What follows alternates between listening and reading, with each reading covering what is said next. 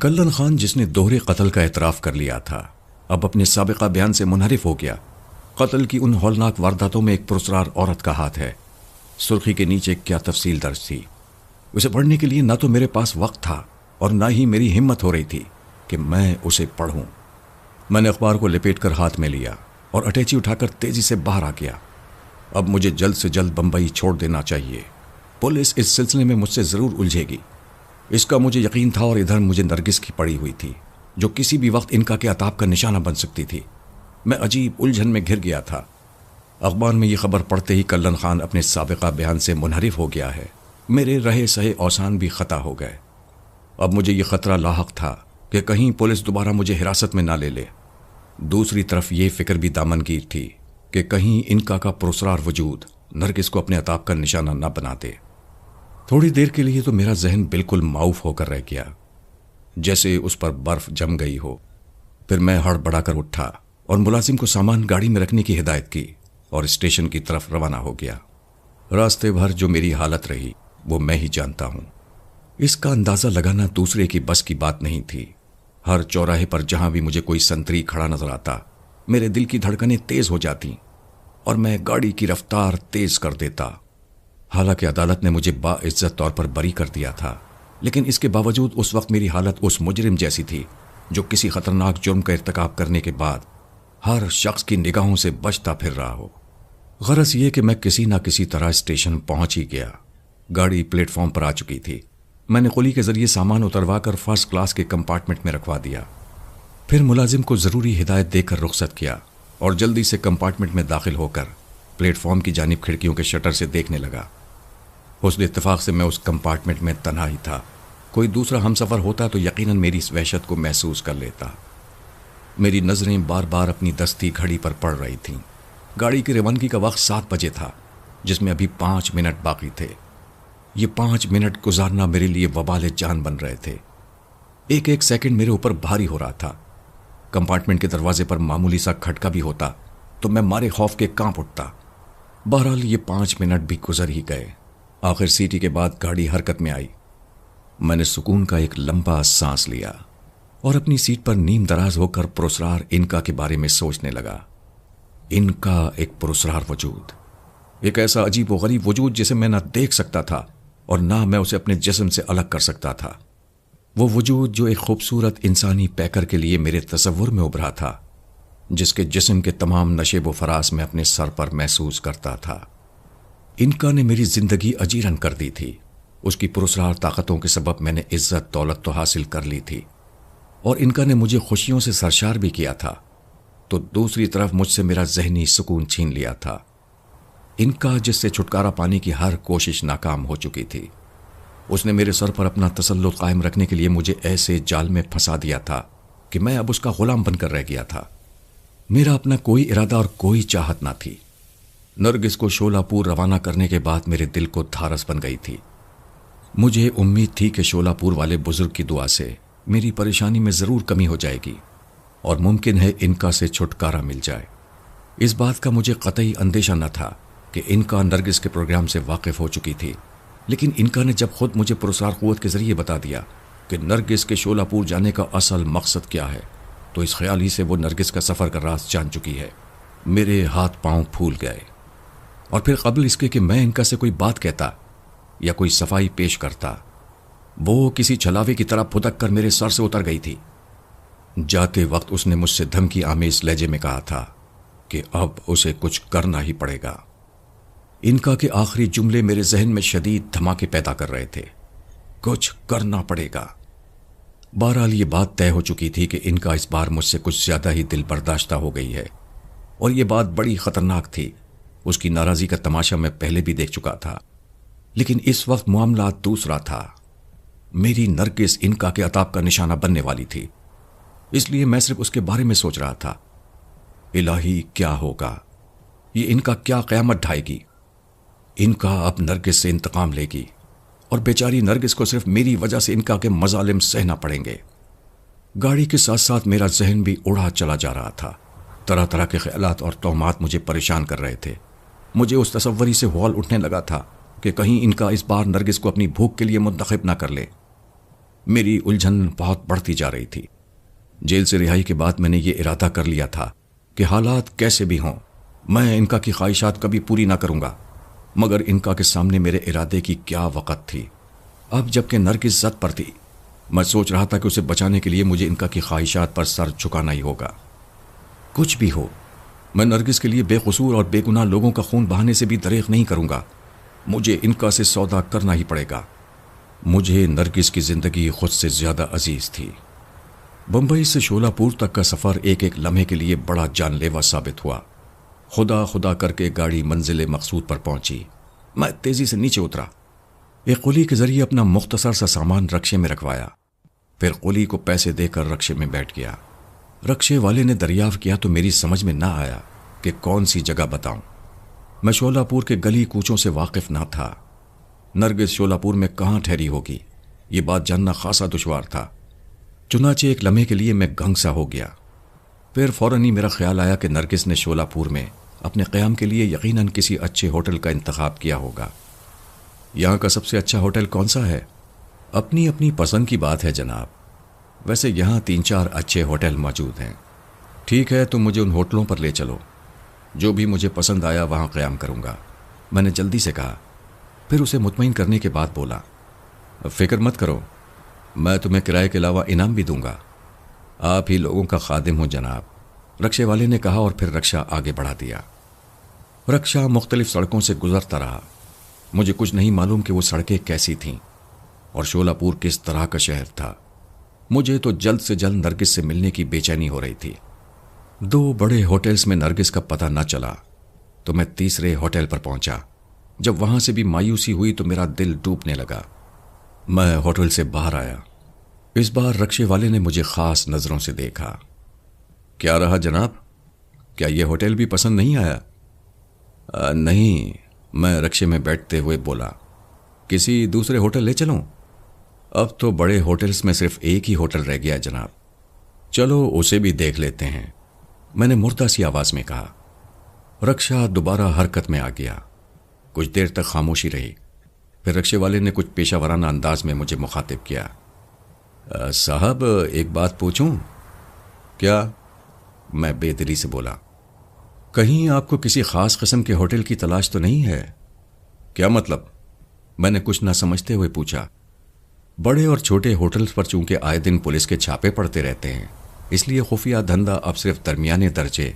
बको मत, मैं उसका मफहूम भांप कर तिल मिला गया। फिर गुस्सा ज़ब्त करके बोला, तुमने मेरे बारे में जो अंदाज़ा लगाया है वो बिल्कुल गलत है। मैं उस टाइप के लोगों में से नहीं हूं। तुम बहुत बेहुदा हो। रक्शे वाले ने कोई जवाब ना दिया, लेकिन उसके चेहरे के तासुरात बता रहे थे कि वो मेरे रवैये से नाराज़ हो गया है। बहरहाल इस बात का फैसला मैंने कर लिया था कि चौथे होटल पर पहुंचकर मैं इस रक्शे को छोड़ दूंगा। अगर नरगिस मिल जाती है तो ठीक है, वरना उसे तलाश करने के खातिर कोई और सवारी पकड़ूंगा। जब चौथे होटल पर जाकर रक्शा रुका तो मैंने अपना सामान नीचे उतरवा लिया और रक्शे वाले को किराए के अलावा मजीद 10 रुपए बतौर इनाम देकर रुखसत कर दिया। बाद अज़ां होटल के एक मुलाजिम को सामान के करीब छोड़कर मैं धड़कते हुए दिल से अंदर गया ताकि नरगिस के बारे में मालूमात हासिल करूं। मैं सोच रहा था कि नरगिस अगर इस होटल में भी ना मिली, मैं उसे शोलापुर में कहां कहां तलाश करता फिरूंगा। लेकिन मेरी ये परेशानी ज्यादा देर न रही। होटल का रजिस्टर देखते हुए मुझे बताया गया कि नरगिस जमील साहिबा इसी होटल के कमरा नंबर 24 और 25 में मुकीम है, लेकिन इस वक्त वो कहीं बाहर गई हुई हैं। ये सुनकर कि नरगिस इसी होटल में है, मेरी खुशी की कोई इंतहा न रही। मैंने जब मैनेजर से मिलकर बताया कि मैं नरगिस का शौहर हूं, तो उसने बड़ी गर्मजोशी से मेरा इस्तकबाल किया और अपना इत्मीनान करने के बाद मुझे न सिर्फ इस बात की इजाज़त दे दी कि मैं नरगिस के साथ एक ही कमरे में ठहर सकता हूं, बल्कि होटल के मुलाजिम को बुलाकर हिदायत की कि मेरा सामान ऊपर पहुंचा दिया जाए। मुलाजिम सामान लेने बाहर गया तो मैनेजर खुद भी मतलूबा कमरे तक छोड़ने आया। कमरे का कुफल उसने डुप्लीकेट चाबी से खोल दिया था। सामान कमरे में रखवाकर मैं कुछ देर नरगिस का इंतजार करता रहा। फिर नीचे जाकर इस्तकबालिया क्लर्क से पूछा, क्या आप बता सकते हैं कि नरगिस कितनी देर से बाहर गई हुई है? मैंने वक्त तो नोट नहीं किया था जनाब। वैसे मेरा अंदाज़ा है कि उन्हें गए हुए 2 घंटे से ज़्यादा हो चुके हैं। क्या उनके साथ मेरा मैनेजर भी था? मैंने अपनी घड़ी पर नज़र डालते हुए सवाल किया, जो उस वक्त शाम के 5 बजा रही थी। एक साहब थे उनके साथ। इस्तकबालिया क्लर्क ने मुझे देखते हुए मध्यम आवाज़ में जवाब दिया, جاتے وقت انہوں نے کچھ کہا تو نہیں تھا؟ میں نے بے چینی سے پوچھا۔ نہیں، کلرک نے جواب دیا۔ استقبالیہ کلرک سے گفتگو کرنے کے بعد میں باہر آ کر بڑی دیر تک ہوٹل کے لان پر ٹہلتا رہا۔ جب بھی کوئی ٹیکسی ہوٹل میں داخل ہوتی میرا دل دھڑکنے لگتا، میرے ذہن میں قسم قسم کے وسوسے پیدا ہو رہے تھے۔ میں بڑی شدت سے نرگس کی واپسی کی راہ دیکھ رہا تھا۔ جب 8 بجے تک وہ واپس نہ لوٹی تو میری پریشانی تشویشناک حد تک بڑھ گئی۔ میں دوبارہ اوپر کمرے میں آ کر ٹہلنے لگا۔ ایک ایک منٹ مجھے ایک سال کی طرح لگ رہا تھا۔ میرے اوپر کرب کی کیفیت طاری تھی۔ بیرونی راہداری میں جب بھی کسی کے قدموں کی آواز ابھرتی میں لپک کر دروازے پر آ جاتا، پھر مایوس ہو کر دوبارہ ٹہلنے لگتا۔ 8:30 بجے تک میں پریشانی کے عالم میں مبتلا رہا۔ پھر اچانک دروازے پر ابھرنے والے قدموں کی چاپ نے مجھے چونکا دیا۔ میں نے گھوم کر دیکھا تو نرگس، میری روح، میری زندگی، دروازے پر کھڑی مجھے تعجب خیز نظروں سے دیکھ رہی تھی۔ میرا اندازہ تھا کہ خلاف توقع مجھے یہاں موجود پا کر حیرت زدہ ہوگی۔ نرگس کو صحیح سلامت دیکھ کر ایسا معلوم ہوا کہ مجھے میری جنت مل گئی ہو۔ میں نے لپک کر عالم وارفتگی میں اسے اپنی آغوش میں سمیٹ لیا۔ تم خیریت سے تو ہو؟ میں نے اسے تذبذب میں مبتلا دیکھ کر پوچھا۔ آپ کب آئے؟ اس نے میری بات نظر انداز کرتے ہوئے شکستہ لہجے میں کہا، میں آج دوپہر کی گاڑی سے پہنچا ہوں، بڑی تگ و دو کے بعد اس ہوٹل تک پہنچ سکا ہوں۔ میں نے تیزی سے کہا اور پھر دوبارہ سوال کیا، یہاں تمہیں کوئی پریشانی تو نہیں ہوئی؟ تم کچھ گھبرائی سے دکھائی دے رہی ہو۔ آپ کے اچانک یہاں آنے کی وجہ کیا ہے؟ نرگس نے میرے سوال کا جواب دینے کے بجائے ایک غیر متوقع انداز اختیار کیا۔ کیا تمہیں مجھے یہاں دیکھ کر خوشی نہیں ہوئی؟ میں نے جھنجھلاتے ہوئے کہا، نہیں، یہ بات نہیں ہے۔ نرگس اس بار خوفزدہ انداز میں مجھ سے لپٹ گئی، پھر سسکتے ہوئے بولی، جمیل، خدا کے لیے مجھے بچا لیجئے، یہاں سے جتنی جلدی ممکن ہو کہیں اور بھاگ چلیے۔ کیوں؟ میں نے گھبرائے ہوئے لہجے میں پوچھا۔ تم اتنی خوفزدہ کیوں ہو؟ کیا ہو گیا؟ وقت مت ضائع کیجئے جمیل، وہ نوازش۔ نرگس اپنا جملہ ادھورا چھوڑ کر پھر سسکنے لگی۔ کسی خوفزدہ بچے کی طرح وہ میرے سینے سے چمٹی ہوئی تھی، اس کا سارا بدن لرز رہا تھا۔ نوازش میرے مینیجر کا نام تھا۔ نرگس جب صرف نوازش کہہ کر خاموش ہو گئی تو میرے ذہن میں ایک پل کے اندر لاتعداد خیالات ابھر کر آپس میں گٹ مٹ ہو گئے۔ میں نے جلدی سے پوچھا، نوازش کہاں ہے؟ مجھے کلرک نے بتایا تھا کہ تم اس کے ساتھ باہر گئی تھی۔ ہاں، نرگس بمشکل کہہ کر دوبارہ سسکنے لگی۔ میں نے پریشانی اور الجھن کے ملے جلے لہجے میں سوال کیا، خدا کے لیے کچھ بتاؤ تو صحیح، آخر تم اس درجے خوفزدہ کیوں ہو؟ جمیل، نرگس نے ڈبڈبائی ہوئی نظریں میرے چہرے پر جماتے ہوئے بڑے معصوم انداز میں کہا، میں بے گناہ ہوں، مجھے بچا لیں جمیل، میں نے نوازش کو گولی مار کر ہلاک کر دیا ہے۔ تم نے نوازش کو گولی مار کر ہلاک کر دیا؟ مگر کیوں؟ میں نے گھبرائی ہوئی آواز میں پوچھا۔ نرگس رک رک کر بولی، وہ میری عزت لوٹنا چاہتا تھا۔ نرگس کا جواب سن کر میں سکتے میں رہ گیا، میں بالکل چکرا کر رہ گیا، لیکن دوسرے ہی لمحے حالات کے پیش نظر میں نے ایک نتیجہ اخذ کر لیا۔ نرگس نے جو کچھ کہا تھا وہ یقیناً اپنی جگہ درست تھا، اس لیے کہ اس میں 100% انکا کے پراسرار وجود کی شرارت نظر آ رہی تھی۔ نوازش کو میں بہت اچھی طرح جانتا تھا، وہ انتہائی شریف، دیانتدار اور فرشتہ صفت آدمی تھا۔ اس سے یہ توقع نہیں کی جا سکتی تھی کہ اس نے نرگس پر بری نظر ڈالی ہو۔ یقیناً اسے انکا نے ہی اس بدنگاہی پر آمادہ کیا تھا۔ اگر نوازش کے اوپر مجھے اعتماد نہ ہوتا تو میں نرگس کو اس کے ساتھ شولہ پور کیوں بھیجتا؟ گویا اب انکا نے اس طرح انتقام لیا تھا۔ ساری بات واضح تھی، اسی نے نوازش کے سر پر مسلط ہو کر اسے نرگس کی آبرو لوٹنے کے گھناؤنے جرم پر اکسایا ہوگا۔ پھر ظاہر ہے کہ نرگس نے اپنی عزت بچانے کی خاطر اسے شوٹ کر دیا ہوگا۔ میں ابھی انہی باتوں پر غور کر رہا تھا کہ نرگس نے دوبارہ کہا، جمیل، خدا گواہ ہے، میں نے حالات سے مجبور ہو کر نوازش کو گولی ماری تھی، اس میں میرے ارادے کا کوئی دخل نہ تھا۔ مجھے یقین ہے نرگس کہ تم ٹھیک کہہ رہی ہو۔ میں نے نرگس کو تسلی دی تو وہ بے اختیار پھٹ پڑی، پھر مجھے التجا آمیز نظروں سے دیکھتے ہوئے بولی، خدا را یہاں سے کہیں بھاگ چلیں جمیل، ورنہ پولیس مجھے گرفتار کر لے گی، مجھے پھانسی ہو جائے گی۔ میں موت سے نہیں ڈرتی، لیکن آپ سے جدائی کا تصور بھی میرے لیے ناقابل برداشت ہے۔ اس سے تو بہتر ہے کہ آپ مجھے اپنے ہاتھوں سے مار ڈالیں، اس طرح میری روح کو سکون تو مل جائے گا۔ گھبراؤ نہیں نرگس، میں تمہیں ہر قیمت پر بچا لوں گا، خدا کے لیے حوصلہ رکھو۔ میں نرگس کو تسلیاں دینے لگا، لیکن خود میرا ذہن اس وقت کام نہیں کر رہا تھا۔ شولہ پور میں مزید رکنا بھی خطرے کی بات تھی۔ चुनाचे मैं नरगिस को समझा बुझा कर नीचे आ गया, होटल का बिल अदा किया, फिर ऊपर आकर जल्दी जल्दी सामान बांधा और नरगिस को साथ लेकर सीधा स्टेशन की तरफ चल दिया। किस्मत अच्छी थी जो मुझे स्टेशन पहुंचते ही बंबई जाने वाली गाड़ी मिल गई। मैंने 2 टिकट खरीदे और गाड़ी में बैठकर दोबारा बंबई की तरफ रवाना हो गया। उस वक्त बंबई जाना मेरे लिए खतरनाक साबित हो सकता था। बहुत मुमकिन था कि कल्लन खान के बयान के बाद पुलिस मेरी तलाश में सरगर्दा हो, लेकिन बंबई जाए बगैर मैं कहीं और जा भी तो नहीं सकता था। नरगिस बुरी तरह सहमी हुई थी। कंपार्टमेंट में हमारे अलावा एक मद्रासी जोड़ा था, इसलिए मैं नरगिस से कोई बात न कर सका। लेकिन 2 स्टेशनों के बाद वो जोड़ा उतर गया तो हम तन्हा रह गए। नरगिस की हालत बदस्तूर गैर हो रही थी। उसकी चेहरे की रंगत जर्द पड़ चुकी थी। बार बार वो मुझे सहमी हुई नजरों से घूरने लगती। मैं उसकी हालत देख देख कर दिल ही दिल में पेचोताप खा रहा था। इनका के पुरस्कार वजूद ने मुझे जिस कैफियत से 2-4 कर दिया था, उससे बचाव का बज़ाहिर कोई हल मुझे नजर नहीं आ रहा था। फिर भी मैंने खुद पर काबू पाकर नरगिस को समझाते हुए कहा, जो कुछ होना था हो गया, अब आइंदा जो कुछ होगा देखा जाएगा। तुम मुफ्त में अपनी जान क्यों हल्कान कर रही हो? जमील, नरगिस ने बेख्तियार मुझसे लिपटते हुए कहा, वादा करें आप गिरफ्तारी से पहले ही मुझे अपने हाथों से मार डालेंगे। इसकी नौबत ही नहीं आएगी। मैंने उसे मोहब्बत भरे लहजे में मुखातिब किया। तुम्हारे बचाव की खातिर मैं सब कुछ कर गुजरूंगा, लेकिन शर्त यही है कि तुम खुद पर काबू रखो। नरगिस देर तक मुझसे लिपटी रही। मैं उसे तसल्लियां देता रहा। उसकी हालत कदरे संभल गई। मैंने दीदा व दानिस्ता अभी तक उसे यह नहीं बताया था कि मेरे अचानक शोलापुर पहुंचने की क्या वजह थी, लेकिन जब नरगिस ने बार बार इसरार किया तो मैंने इस ख्याल से कि कहीं वो अपनी लाइल्मी में इनका की शैतानी कुव्वत का दोबारा शिकार ना हो जाए, उसे मुकम्मल हालात से आगाह कर दिया। तो क्या नवाजिश की इस हरकत की जिम्मेदारी इनका पर आयद होती है? उसने पूरी बात सुनने के बाद ताज्जुब से कहा, हाँ, मेरा यही ख्याल है। मेरा ख्याल है कि हमें अब बंबई से भी कहीं दूर चला जाना चाहिए।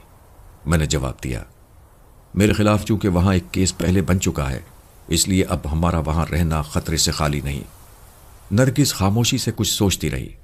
फिर वो कुछ कहना चाहती थी कि मैंने पूछा, क्या तुमने उन बुजुर्ग से मुलाकात की थी जिनसे मिलने शोलापुर आई थी? मैं नवाजिश को साथ लेकर उन्हीं बुजुर्ग से मिलने के इरादे से निकली थी। लेकिन नवाजिश को गोली तुमने कहां मारी थी? मैंने अचानक कुछ सोचकर नरगिस की बात काटकर दरियाफ्त किया।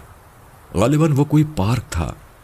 नवाजिश जिस वक्त होटल से चला था उस वक्त बिल्कुल पुरसुकून था, लेकिन अचानक उसने गाड़ी पार्क के करीब रुकवा ली और मुझे साथ लिए एक सुनसान जगह की तरफ ले चला। मैं समझी कि वो बुजुर्ग उधर कहीं रहते हैं, मगर एक वीरान जगह पर जाकर उसने बिल्कुल अचानक मुझसे दस्तराजी शुरू कर दी। मैंने अपने पर्स से रिवॉल्वर निकाला और नरगिस इतना कहकर फूट फूट कर रोने लगी। तुम्हारा रिवॉल्वर कहाँ है? वो मैं वहीं फेंक कर आई थी, नरगिस ने सहमे हुए लहजे में कहा। मेरा दिल थक से रह गया। रिवॉल्वर का चाहे वारदात पर पाया जाना यकीनन नरगिस को फांसी के फंदे तक ले जा सकता था। अभी इस गुत्थी को सुलझाने की कोशिश ही कर रहा था कि नरगिस ने दोबारा मुझे मुखातिब किया। जमील, क्या आपको यकीन है कि आप फांसी के फंदे से मुझे बचा लेंगे? उसकी आवाज में बला का दर्द था। क्यों नहीं, मैंने जल्दी से कहा। दौलत की ताकत के आगे दुनिया की कोई ताकत नहीं ठहर सकती। तुम कतई परेशान ना हो, सब कुछ ठीक हो जाएगा। खुदा ही बेहतर जानता था कि नरगिस मेरा जवाब सुनकर मुतमईन हुई थी या नहीं, लेकिन मैंने उसकी खामोशी से यही अंदाजा लगाया कि वो कदरे सुकून महसूस कर रही है। बंबई तक फिर हमारे दरमियान और कोई गुफ्तगू नहीं हुई। रास्ते भर मुझे यही खटका रहा कि कहीं इनका दोबारा कोई वार ना कर बैठे। मैंने नरगिस को भी समझा दिया था कि वो इनका के पुरस्कार वजूद से आइंदा बहुत मोहतात रहे। अगर वो उसे अपने सर पर महसूस करे तो फौरी तौर पर एक मखसूस इशारे से मुझे समझा दे। बंबई पहुंचकर वो रात हमने जिस परेशानी और उलझन में गुजारी वो कुछ हम ही बेहतर जानते थे।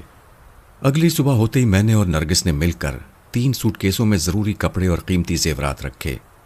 एक बिस्तर बंद में 2 बिस्तर लपेटे और एक एयरबैग में दूसरी जरूरी अशिया रखी। इन कामों से फारिग होकर मैं गाड़ी लेकर डरते डरते बाहर निकला। उन तमाम बैंकों से अपनी जमाशुदा दौलत का बड़ा हिस्सा निकलवा लिया जिनमें मेरा हिसाब था। दिल्ली के लिए 2 सीटें मैंने गुज़िश्ता रात ही महफूज करा ली थीं। घर पहुंचकर मैंने थोड़ी बहुत तैयारी जो बाकी रह गई थी पूरी की, और जब जहाज की रवानगी में 1 घंटा बाकी रह गया तो मैं नरगिस को साथ लेकर सांता क्रूज के हवाई अड्डे की तरफ रवाना हो गया। صبح سے اب تک میں نے کسی اخبار پر نظر نہیں ڈالی تھی، لیکن ایئرپورٹ پہنچ کر میں نے احتیاطاً ایک اخبار خرید لیا۔ نرگس کے چہرے پر بدستور فکر و پریشانی کے تاثرات موجود تھے۔ اس نے نوازش کی موت کا اور آئندہ پیش آنے والے نتائج کا اتنا گہرا اثر لیا تھا کہ وہ برسوں کی بیمار معلوم ہوتی تھی۔ جب تک جہاز نے پرواز نہیں کی وہ گنگ بیٹھی رہی، مگر جہاز کے پرواز کرتے ہی اس نے یوں ایک طویل سرد سانس کھینچی جیسے کسی بڑی پریشانی سے نجات مل گئی ہو۔ میں نے ایک بار پھر سرگوشی کے انداز میں اسے پرسکون رہنے کی تلقین کی، پھر اخبار جسے اب تک میں نے لپیٹ کر ہاتھ میں دبا رکھا تھا کھولا اور جلدی جلدی سرخیوں پر نظر دوڑانے لگا۔ پہلے اور دوسرے صفحے پر مجھے کچھ نظر نہ آیا، لیکن تیسرے صفحے پر مجھے وہ خبر مل گئی جس کی مجھے تلاش تھی۔ میں نے خوفزدہ نظروں سے خبر کی تفصیل پڑھی، میری عقل چکرا کر رہ گئی۔ نرگس کا بیان تھا کہ اس نے نوازش کو کسی پارک کے قریب ویرانے میں گولی مار کر ہلاک کیا تھا اور اپنا ریوالور بھی وہیں پھینک آئی تھی، لیکن اخبار میں آنے والی اطلاع اس بیان سے قطعی مختلف تھی۔ اخبار کی اطلاع کے مطابق نوازش علی کی لاش شولہ پور میں ایک پارک کے قریب سڑک پر کچلی ہوئی حالت میں ملی تھی۔ پولیس کا خیال تھا کہ نوازش علی کسی بھاری بس یا ٹرک کے نیچے آ کر ہلاک ہوا ہے۔ حادثہ اتنا شدید تھا کہ مقتول کی پسلیوں کی تمام ہڈیاں چور ہو گئی تھیں اور جسم کا بیشتر حصہ پس کر رہ گیا تھا۔ اگر چہرہ محفوظ نہ رہتا تو اس کی شناخت بھی ممکن نہ ہوتی۔ آخر میں اخبار نے اپنے نمائندے کے حوالے سے یہ بھی لکھا تھا کہ تادم تحریر پولیس اس بس یا ٹرک کی تلاش کرنے میں کامیاب نہیں ہو سکی تھی جس نے نوازش کو بے دردی سے کچلا تھا۔ اس خبر کو پڑھ کر مجھے سکون تو ضرور ہوا، لیکن میں بخوبی جانتا تھا کہ یہ سب کچھ انکا نے کسی خاص مصلحت کی بنا پر ہی کیا ہوگا۔ بہرحال مجھے وقتی طور پر اس بات کی خوشی یقیناً ہوئی تھی کہ نوازش کے قتل کے سلسلے میں نرگس کا نام نہیں آیا۔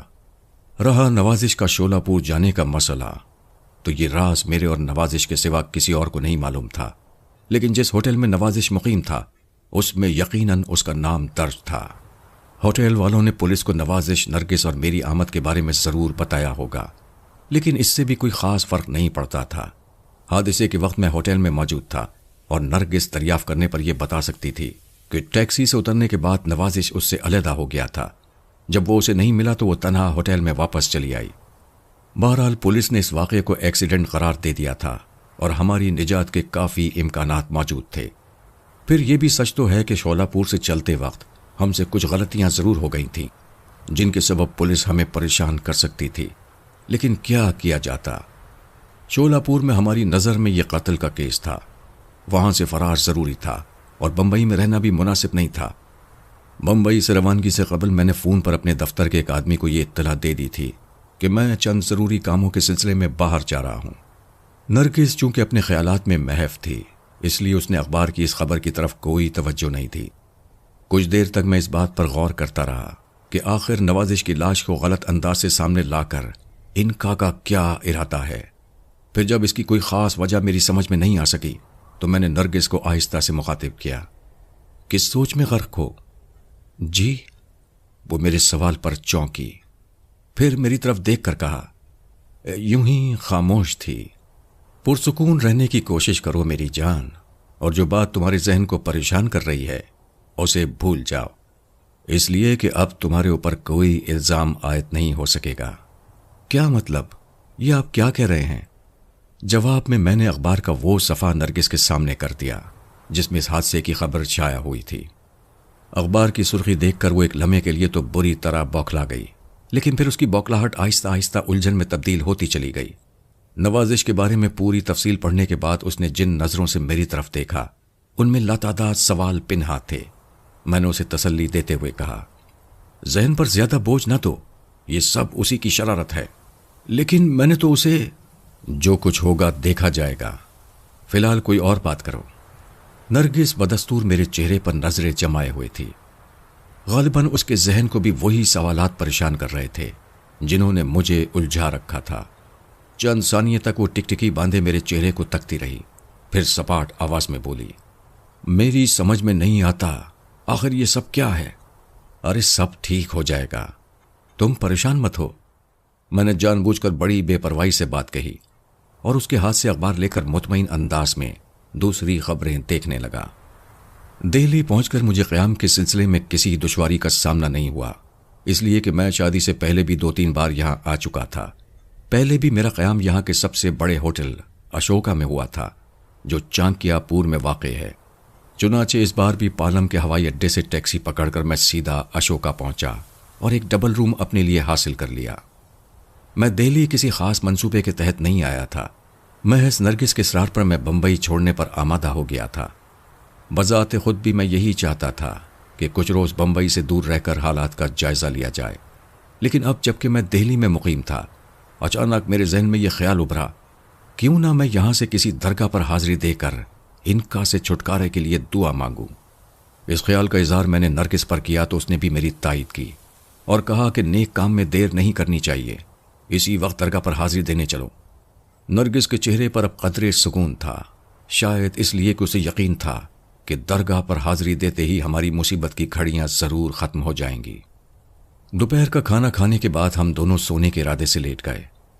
نرگس کو اب سکون ہو گیا تھا، اس لیے بستر پر لیٹتے ہی سو گئی، لیکن مجھے نیند نہ آ سکی۔ میں یوں ہی سوچتا رہا اور پھر میری آنکھ لگ گئی۔ شام کو 5 بجے میں بیدار ہو گیا، لیکن نرگس ابھی تک خواب خرگوش میں محو تھی۔ سوتے میں بھی اس کے معصوم چہرے پر کرب کے تاثرات موجود تھے۔ میرے ذہن کو نرگس کی کیفیت محسوس کر کے جھٹکا لگا۔ اس بیچاری کی حالت کا ذمہ دار صرف میں تھا۔ شادی کے بعد سے اب تک میں اسے کوئی سکون نہ دے سکا تھا۔ اس کے برعکس نرگس کو میرے لیے ان گنت پریشانیاں اٹھانی پڑی تھیں۔ مجھے جیل سے رہا کرانے میں اس نے دن رات ایک کر دیے تھے۔ شولہ پور بھی میری خاطر گئی تھی، جہاں ایک نئی مصیبت سے دوچار ہو گئی تھی۔ خاصی دیر تک میں نرگس کے معصوم چہرے کو تکتا رہا۔ میرا دل نہیں چاہ رہا تھا کہ اس کی پرسکون نیند میں خلل ڈالوں، لیکن چونکہ ہماری درگاہ پر حاضری دینا ضروری تھا، اس لیے میں نے ہمت کر کے اسے جگا دیا۔ وہ خوف اور دہشت کے تاثرات چہرے پر سمیٹے ہڑبڑا کر اٹھی۔ اسے دیکھ کر میرا دل تڑپ اٹھا، لیکن میں نے بڑے ضبط سے کام لیتے ہوئے کہا، اٹھ کر جلدی سے تیار ہو جاؤ، میں ناشتے کے لیے فون کرتا ہوں، اس کے بعد ہم درگاہ پر حاضری دینے چلیں گے۔ میں نے فون پر ناشتے کا آرڈر دے دیا۔ نرگس نے تیار ہونے میں حیرت انگیز جلدی کا مظاہرہ کیا۔ چنانچہ آدھے گھنٹے بعد ہم نے اشوکا سے باہر نکل کر ایک ٹیکسی پکڑی اور حضرت خواجہ نظام الدین اولیاء کی درگاہ کی طرف چل پڑے۔ مجھے اس بات پر خاصی ندامت محسوس ہو رہی تھی کہ پہلے جب بھی دہلی آیا تو کاروباری ارادے سے آیا یا پھر عیاشی کے لیے آیا، مگر پہلے کبھی میرے دل میں کسی درگاہ پر حاضری دینے کا خیال تک نہیں آیا تھا۔ آج جب حالات نے مجھے چاروں طرف سے اپنے نرغے میں لے رکھا تھا، میں درگاہ پر حاضری دینے پر آمادہ ہو گیا۔ ابھی میں ندامت کے اس احساس سے دوچار ہی تھا کہ یک لخت چونک پڑا۔ اچانک میں نے یوں محسوس کیا جیسے میرے سر پر کوئی دھماکہ ہو گیا ہو۔ انکا میرے سر پر موجود تھی۔ جب میں نے عالم تصور میں اسے سر پر دوبارہ مسلط پایا تو میں بری طرح حواس باختہ ہو گیا۔ میں پھٹی پھٹی نظروں سے انکا کے پراسرار وجود کو دیکھ رہا تھا، جو میرے سر پر کھڑی کینہ تو اس نظروں سے مجھے گھورے جا رہی تھی۔ اس کی خوفناک آنکھوں سے نفرت اور غصے کا اظہار ہو رہا تھا۔ وہ بہت مشتعل اور غصے میں معلوم ہوتی تھی۔ میں اسے دیکھ کر بہت شکستہ ہوا۔ انکا سے کبھی میں نجات نہیں پا سکوں گا۔ ساری زندگی مجھے اس کی غلامی میں بسر کرنا پڑے گی۔ تمام عمر میں اسی کرب میں مبتلا رہوں گا۔ کاش انکا مجھے اپنی غذا کے طور پر قبول کر لیتی۔ میں روحان سا ہو گیا۔ میری آنکھیں بھر آئی۔ خواجہ کی درگاہ اب بمشکل 1 میل رہ گئی تھی، لیکن قبل اس کے کہ میں وہاں پہنچ سکتا، انکا نے میرے کانوں میں بڑی ڈراؤنی آواز میں سرگوشی کرتے ہوئے کہا، جمیل، گاڑی رکوا لو۔ میں خاموش رہا۔ وقت ضائع مت کرو جمیل، میری بات مانو۔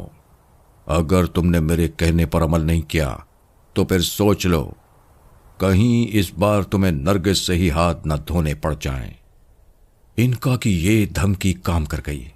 میں نے جلدی سے آنکھیں کھول دیں اور ٹیکسی ڈرائیور کو حکم دیا کہ وہ گاڑی ایک طرف کھڑی کر دے۔ نرگس نے چونکتے ہوئے سوال کیا۔ میں نے اسے ٹالتے ہوئے کہا، جلدی میں کمرے کا قفل لگانا بھول گیا تھا، ممکن ہے درگاہ پر دیر لگے، اس لیے تم ٹیکسی میں بیٹھو، میں ہوٹل کے مینیجر کو فون کر کے ابھی آتا ہوں۔ ٹیکسی میری ہدایت پر سڑک کے کنارے روک دی گئی تھی۔ چنانچہ نرگس کے سوالات سے بچنے کے لیے میں نے جلدی سے دروازہ کھولا اور نیچے اتر کر ایک سمت ہو لیا۔ نرگس کو یہ باور کرانے کے لیے کہ میں سچ مچ ہوٹل کو فون کرنے کے ارادے سے نیچے اترا ہوں، میں نے یوں ہی ایک راہگیر سے وقت پوچھا، پھر قدم بڑھاتا ایک دوسری سڑک پر گھوم گیا۔ इनका बदस्तूर मेरे सर पर खड़ी अपने दोनों हाथ कूलों पर रखे मुझे गजबनाक नजरों से घूर रही थी। जैसे ही मैं दूसरी सड़क पर आया, उसने मुझे मुखातिब करते हुए खुश्क लहजे में पूछा, तुम इस वक्त नरगिस के साथ कहाँ जा रहे थे? मैं वो जरा नरगिस की तबीयत खराब थी, इसलिए तुम उसे किसी डॉक्टर के पास ले जा रहे थे? क्यों? इनका ने मेरी बात काट कर कहा। हाँ, यही बात थी। जमील। अचानक इनका का लहजा बेहद खूंखार हो गया। तुम फिर मुझसे झूठ बोल रहे हो। मुझे मालूम है कि तुम इस वक्त नरगिस के साथ एक बुजुर्ग की चौखट पर इसलिए जा रहे थे कि मुझसे छुटकारा हासिल कर सको। हाँ, मैंने मुंह पर हाथ रखते हुए धीमे लहजे में जवाब दिया। तुम सच कहती हो?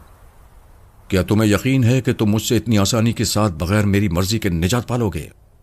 मैं थके थके कदम बढ़ाता रहा। इनका के सवाल का मेरे पास कोई जवाब नहीं था। इनका की हर बात सच साबित होती थी। मैं खामोश रहा तो इनका ने तहक्कुमाना अंदाज में मुझसे कहा, वापस चलो जमील साहब, अब तुम बुजुर्ग की चौखट पर नहीं जाओगे। मेरे हुक्म पर तुम्हें वापस होटल जाना होगा, जहां आज तुमसे आखिरी फैसला किया जाएगा। इनका के हुक्म को न मानने की सूरत में मुझे नरगिस की जिंदगी से हाथ धोने पड़ते। इनका ने मुझे धमकी भी यही दी थी, लिहाजा मैं उसके हुक्म पर खामोशी से पलटा और दोबारा टैक्सी की समत कदम बढ़ाने लगा। इनका गैज़ व गज़ब की कैफियत में मेरे सर पर टहल रही थी। उसका चेहरा गुस्से से सुर्ख हो रहा था। वो किसी गहरी सोच में गर्क थी। मैं उसके इश्तिहाल के इस आलम से वाकिफ था और इसीलिए बहुत खौफजदा था। मैं जब दोबारा टैक्सी में बैठा तो नरगिस ने मेरे परेशान चेहरे का जायजा लेते हुए पूछा, कराए फोन? हाँ, लेकिन मैनेजर ने मुझे हिदायत की है कि मैं खुद जाकर कमरे को मुकफ्फल कर दूं। फिर? मजबूरी है, मैंने तेजी से कहा। कमरे को मुकफ्फल करना भी बेहद जरूरी है। हम दोबारा वापस आ जाएंगे। मेरी हिदायत पर टैक्सी वापस होटल की जानिब रवाना हो गई। मैं गुमसुम बैठा सोच रहा था कि इनका की कुव्वत वाकई बड़ी लामहदूद है। उसे अपनी पुरस्कार कुव्वत की बिना पर यह मालूम हो गया था कि हम ख्वाजा की चौखट पर हाजिरी देने जा रहे हैं और क्यों जा रहे हैं। चुनाचे वो फौरी तौर पर मेरे सर पर आ गई और फिर उसने जो धमकी मुझे दी वो इस कदर मौसर साबित हुई कि मेरे लिए उसका हुक्म मानने से इनकार मुमकिन न था। मैं अपनी सोच में गर्क था। नरगिस मुंह दूसरी तरफ किए बाहर के मनाजिर देखने में महव थी और इनका मेरे सर पर गुस्से की हालत में टहल रही थी। उसके तेवर बेहद खतरनाक होते जा रहे थे। अशोका पहुंचकर मैंने टैक्सी छोड़ दी और नरगिस को साथ लिए अपने कमरे में जाकर अंदर से दरवाजा बंद कर दिया। नरगिस ने हैरत से कहा, क्या वापस चलने का इरादा नहीं है? नहीं, मैंने मुर्दा आवाज में जवाब दिया। क्यों? क्या कोई खास बात है? मैं नरगिस की बात का कोई जवाब देने ही वाला था कि इनका ने कहा, जमील, तुम नरगिस को अगर चाहो तो बता दो कि मैं तुम्हारे सर पर दोबारा आ गई हूं, लेकिन मेरी और तुम्हारी गुफ्तगू तन्हाई में होगी। नरगिस के मासूम चेहरे पर मौजूद उलझन मेरे दिल में कचूके लगा रही थी। मैं खुद भी यही चाहता था कि उसे इनका की मौजूदगी से बाखबर कर दूं। लिहाजा जब इनका ने मुझे इसकी इजाजत दे दी तो मैंने नरगिस को मुखातिब करते हुए कहा, नरगिस, तुम कुछ देर के लिए बराबर वाले कमरे में चली जाओ। मुझे इनका से कुछ जरूरी बातें करनी है। इनका से? नरगिस की आंखें हैरत से फैलती चली गईं। हाँ, इनका मेरे सर पर दोबारा आ गई है, मैंने बुझी हुई आवाज में कहा। उसी के कहने पर मैं वापस यहां आया हूं। नरगिस का चेहरा खौफ से जर्द पड़ गया। उसकी गजाली आंखों में आंसू तैरने लगे। चंद सानिये तक वो मुझे टिकटिकी बांधे देखती रही, फिर अपनी उदास नजरें नीची करके कदम बढ़ाते हुए दूसरे कमरे में चली गई। मैं किसी हारे हुए ज्वारी और थके हुए मुसाफिर की तरह आगे बढ़कर आरामदेह कुर्सी पर बैठ गया। जमील, इनका ने मुझे घूरते हुए कहा, पहले तुमने नरगिस के सिलसिले में मुझसे झूठ बोला था और आज तुमने फिर मुझसे झूठ बोलने की कोशिश की। तुम ऐसा क्यों करते हो जबकि तुम इनका से अच्छी तरह वाकिफ हो? मैंने ये सब कुछ नरगिस को मुतमईन करने की खातिर उसके ईमा पर किया था। मैंने मुर्दा आवाज में जवाब दिया। इनका चिराग पा होकर बोली, तुम फिर झूठ बोल रहे हो। तुमने जेल से रिहाई हासिल करने के लिए मुझसे झूठ बोला था।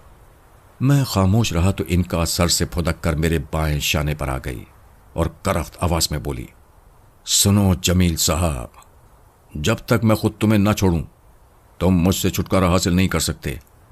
और कान खोलकर सुन लो कि अगर तुमने किसी बुजुर्ग के मजार पर जाने का इरादा किया तो मैं नरगिस को मार डालूंगी। उसका खून बहुत लजीज होगा। बोलो, क्या इरादा है तुम्हारा?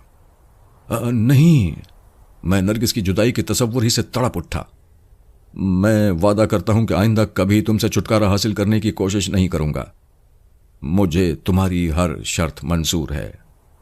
अपने दिल को फिर टटोलो जमील, कहीं फिर तुम मुझे धोखा देने की कोशिश तो नहीं कर रहे हो? नहीं, मैं सच्चे दिल से वादा करता हूं कि तुम जो कहोगी मैं वही करूंगा। क्या तुम पहले की तरह हर माह मेरे लिए एक इंसानी जिस्म का खून मुहैया करने पर तैयार हो? इनका ने इस बार जेरे लब मुस्कुराते हुए कहा, फिर अपने होंठों पर जबान फेरने लगी।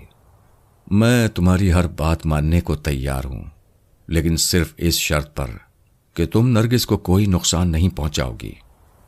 नरगिस तुम्हें बहुत ज्यादा अजीज है, क्यों? इनका के गुलाबी होंठों पर बड़ी मायने खेज मुस्कुराहट खेल रही थी और उसका लहजा बदल गया था। हाँ, मैं उसकी खातिर अपनी जान की कुर्बानी भी दे सकता हूं। मैंने जज्बाती लहजे में कहा तो इनका मुस्कुराकर बोली, मुझे मालूम है कि तुम नरगिस से कितनी मोहब्बत करते हो। इसी वजह से मैंने नवाजिश की मौत के सबब को बदल डाला। अब नरगिस पर कोई आंच नहीं आ सकती। मगर वो रिवॉल्वर क्या हुआ जो नरगिस वहां फेंक आई थी? मैंने थूक निगलते हुए पूछा। उसकी फिक्र मत करो, जब तक तुम मुझसे वफादार रहोगे तुम और नरगिस पर कोई आंच नहीं आएगी। लेकिन याद रखो, ये आखिरी मौका है, आइंदा रियायत की कोई गुंजाइश नहीं होगी।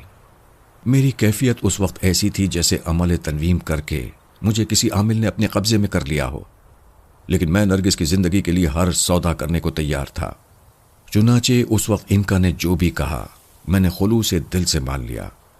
मेरी इस सादतमंदी से खुश होकर वो दोबारा रेंगती हुई मेरे सर पर चली गई। उसके होंठों पर अब बड़ी शोख मुस्कुराहट नजर आ रही थी। मेरे सर पर खड़ी कुछ देर तक वो मुझे प्यार भरी नजरों से देखती रही, फिर एक तौबा शिकन अंगड़ाई लेकर मेरे घने बालों पर इस तरह औंधी लेट गई कि उसके दोनों हाथ मेरी पेशानी पर थे और खाबीदा नजरें नीमवाद थीं। मैं उसकी एक एक हरकत का जायजा ले रहा था और दिल ही दिल में खौल रहा था कि कुछ तवक्कुफ के बाद इनका ने मुझे फिर मुखातिब किया। जमील, तुम्हें सताने में मजा आता है। तुम वो पहले शख्स हो जिसे मैंने सबसे ज्यादा पसंद किया है। यकीन जानो, अगर मैं हकीकत के रूप में आ सकती तो नरगिस की जगह में होती। तुम्हारी बातें मुझे बड़ी प्यारी लगती हैं, इसी वजह से मैं तुम्हें हर बार मुआफ कर देती हूं। बंबई से रवानगी के वक्त मैंने सोचा था कि शोलापुर पहुंचकर नरगिस को ठिकाने लगा दूंगी, लेकिन फिर मुझे तुम्हारे ऊपर तरस आ गया। दिल की बातें ऐसी ही होती हैं। मैं इनका की गुफ्तगू को गौर से सुनता रहा। नरगिस के सिलसिले में उसकी जारहाना बातें सुनकर मुझे बड़ा ताव आया, लेकिन मैं धीमे लहजे में बोला, एक बीवी की हैसियत से नरगिस का फर्ज है कि मेरी परेशानियों में बराबर की शरीक रहे। वो शोलापुर भी इसी मकसद से गई थी कि मुझे तुमसे छुटकारा दिला सके। मुझसे? इनका ने संजीदगी से कहा, जमील, तुम बड़े नाशुक्रे हो। अब तक मैंने तुम्हारे ऊपर जो कुछ एहसानात किए तुम वो सब कुछ फरामोश कर बैठे। हालांकि तुमको अपनी किस्मत पर नाज करना चाहिए था कि मैं खुद तुम्हारे सर पर आ गई। मुझे कब्जे में करने के लिए अब तक न जाने कितने सरफिरे उल्टे सीधे अमल करके या तो पागल हो चुके हैं या फिर अपनी जिंदगी से हाथ धो बैठे हैं। तो मैं नहीं मालूम कि राम दयाल की मां भी मुझे पाने के लिए अपनी जान गंवा बैठी थी। मैं तुम्हारी पुरस्कार कुव्वत का कायल भी हूं और एहसान मंद भी, लेकिन तुम झूठ बकते हो। इनका ने मेरा जुमला काटते हुए तेजी से कहा, जब तक नरगिस तुम्हारी जिंदगी में नहीं आई थी तुम सिर्फ मेरे थे, मगर अब तुम बदलते जा रहे हो। मैं अगर चाहूं तो तुमको अपनी कुव्वत से कब्जे में ला सकती हूं, मगर न जाने हर बार मुझे तुम्हारी प्यारी बातों पर रहम आ जाता है। ये तुम्हारा ख्याल है, वरना मैं अब भी तुम्हारे खिलाफ नहीं हूं। हाँ, ये जरूर है कि मैं किसी बेगुनाह का खून करते हुए घबराता हूं। मैंने इनका को बरहम देखा तो नरमी से जवाब दिया, बस रहने भी दो जमील साहब, मैं खूब जानती हूं कि तुम कितने पानी में हो। इनका ने बदस्तूर गुस्से से कहा, रहा मेरी पुरस्कार कुव्वत का मामला तो तुम उम्र भर इसका भेद नहीं पा सकते। अभी तुम पूरी तरह कायल ही कहाँ हुए हो, तुमने देखा ही क्या है। मैं खामोश बैठा सोचता रहा कि इनका को किस तरह राम किया जाए। हालात के पेश नज़र इनका की खुशनुदी हासिल करना मेरे लिए ज़रूरी था। मैं अपने ख्याल में महव था और उधर इनका ने खड़े होकर मेरे सर पर गुस्से के आलम में चहलकदमी शुरू कर दी। खासी देर तक हम दोनों अपने ख्यालात में गुम रहे। फिर अचानक मैंने इनका को चौंकते हुए देखा, यूं जैसे उसे कोई अहम बात याद आ गई हो। उसकी आंखें मेरे चेहरे पर मरकूज हो गईं। वो मुंह से झाग उड़ाते हुए बोली, जमील, मैं तुमसे वादा कर चुकी हूं कि नरगिस को जान से नहीं मारूंगी, लेकिन अब उसे अपनी हरकत पर जरूर पछताना पड़ेगा। उसे अपनी हरकतों का खुमियाजा भुगतना ही पड़ेगा। लेकिन नरगिस ने अब क्या किया है? मैंने परेशान होकर पूछा। इसका इल्म तुम्हें खुद हो जाएगा, इनका ने चोट खाई हुई नागन की तरह बल खाकर कहा। फिर बड़ी फुर्ती के साथ रेंगती हुई मेरे सर से उतर गई। इनका के आखिरी जुमले का मतलब क्या है? उसके जाने के बाद मैं भी चंद लम्हों तक अपनी जगह किसी पत्थर की मूर्ति की तरह खड़ा सोचता रहा। फिर तेजी से लपकता हुआ मुल्हका कमरे में गया ताकि नरगिस को इनका के बारे में तफसील से समझाकर मोहतात रहने का मशवरा दे सकूं। लेकिन दूसरे कमरे में कदम रखते ही मैं एकदम ठिठक कर रह गया। मेरे दिल की धड़कनें तेज हो गईं। मेरे असाब जवाब दे गए। कमरे का दरवाजा खुला हुआ था और नरगिस कमरे में मौजूद नहीं थी। नरगिस के कमरे का दरवाजा खुला देखकर मैं बौखला गया। मेरे असाब जवाब दे गए। मैं पत्थर के किसी बेजान मुजस्मे की तरह खड़ा खाली कमरे को देखता रहा। हर शय मुझे घूमती हुई नजर आ रही थी।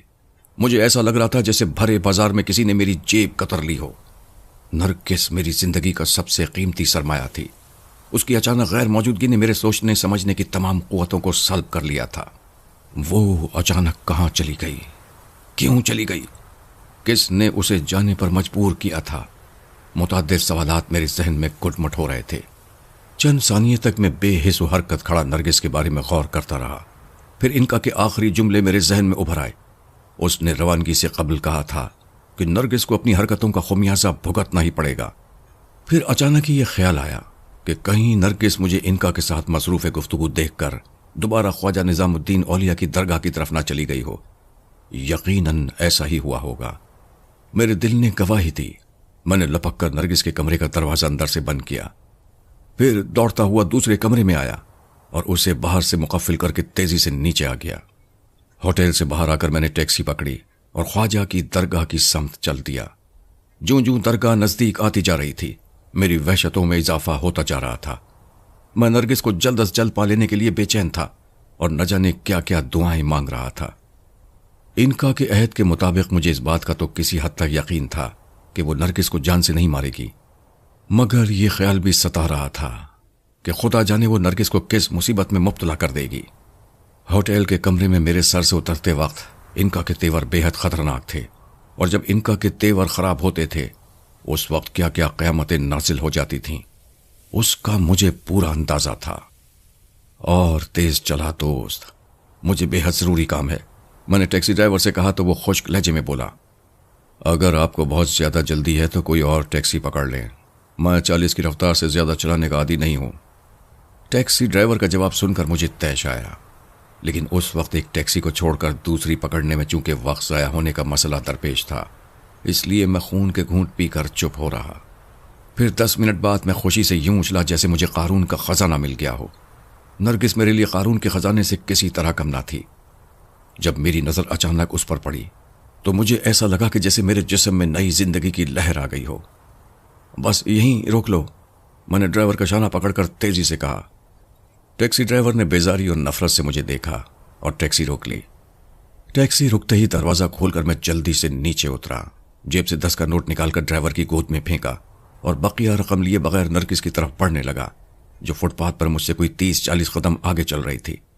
मैंने लपक कर उसे जा लिया और मोहब्बत भरे लहजे में कहा, खुदा का लाख लाख शुक्र है कि तुम मिल गई। जी। नरगिस ने रुककर मुझे देखा, फिर मुस्कुरा दी। तुम्हें मुझसे पूछे बगैर इस तरह होटल से नहीं आना चाहिए था, मैंने इत्मीनान का एक तवील सांस लेकर कहा। इतनी देर में जो कैफियत हुई है वो मेरा दिल ही जानता है। मैं समझ रही हूं आपका मकसद। نرگس نے مسکراتے ہوئے جواب دیا۔ وہ میرے قریب پہنچتے ہی رک چکی تھی۔ یقین مانو نرگس، تمہیں صحیح سلامت پا کر مجھے اس قدر خوشی ہوئی ہے کہ میں بیان نہیں کر سکتا۔ اچھا، نرگس نے میری آنکھوں میں جھانکتے ہوئے جواب دیا۔ کیوں؟ کیا تمہیں میری بات پر یقین نہیں آیا؟ میں نے قدرے سنجیدگی سے پوچھا۔ ابھی آپ نے مجھے نرگس کہہ کر مخاطب کیا تھا۔ اس بار نرگس نے کچھ ایسی اجنبیت سے یہ جملہ کہا کہ میں ایک لمحے کے لیے سٹپٹا کر رہ گیا۔ پھر اس خیال سے کہ ممکن ہے اس نے ازراہ مذاق ایسا کیا ہو، میں نے ہنس کر کہا، آؤ ہوٹل واپس چلتے ہیں، یہاں سڑک پر کھڑے کھڑے باتیں کرنا مناسب نہیں۔ صورت شکل سے تو تم مجھے کسی شریف خاندان کے فرد نظر آتے ہو۔ نرگس کچھ اور زیادہ سنجیدہ ہو گئی۔ بہت خوب، میں بے اختیار ہنس کر بولا، گویا تمہیں بھی مذاق کے لیے یہی موقع ملا ہے۔ میں کھسیانہ سا ہو گیا۔ قریب سے خالی ٹیکسی گزر رہی تھی۔ میں نے نرگس کا جواب سننے کے بجائے آگے بڑھ کر اسے ہاتھ کے اشارے سے روک لیا۔ نرگس سے کہا، آؤ بیٹھو۔ اے مسٹر، معلوم ہوتا ہے کہ تم اس وقت ہوش میں نہیں ہو۔ نرگس کا لہجہ اس بار تلخ تھا۔ پلیز نرگس، اس وقت ویسے ہی میں پریشان ہوں، مجھے زیادہ بور مت کرو۔ میں اتنا کہہ کر نرگس کا ہاتھ تھامنے کی کوشش کرنے لگا، پھر وہ ایک دم آگ بگولا ہو گئی۔ ایک جھٹکے سے اس نے اپنا ہاتھ چھڑایا اور پھر دوسرے ہی لمحے اس نے ایسا زناٹے دار تماچا میرے گال پر رسید کیا کہ میں چکرا کر رہ گیا۔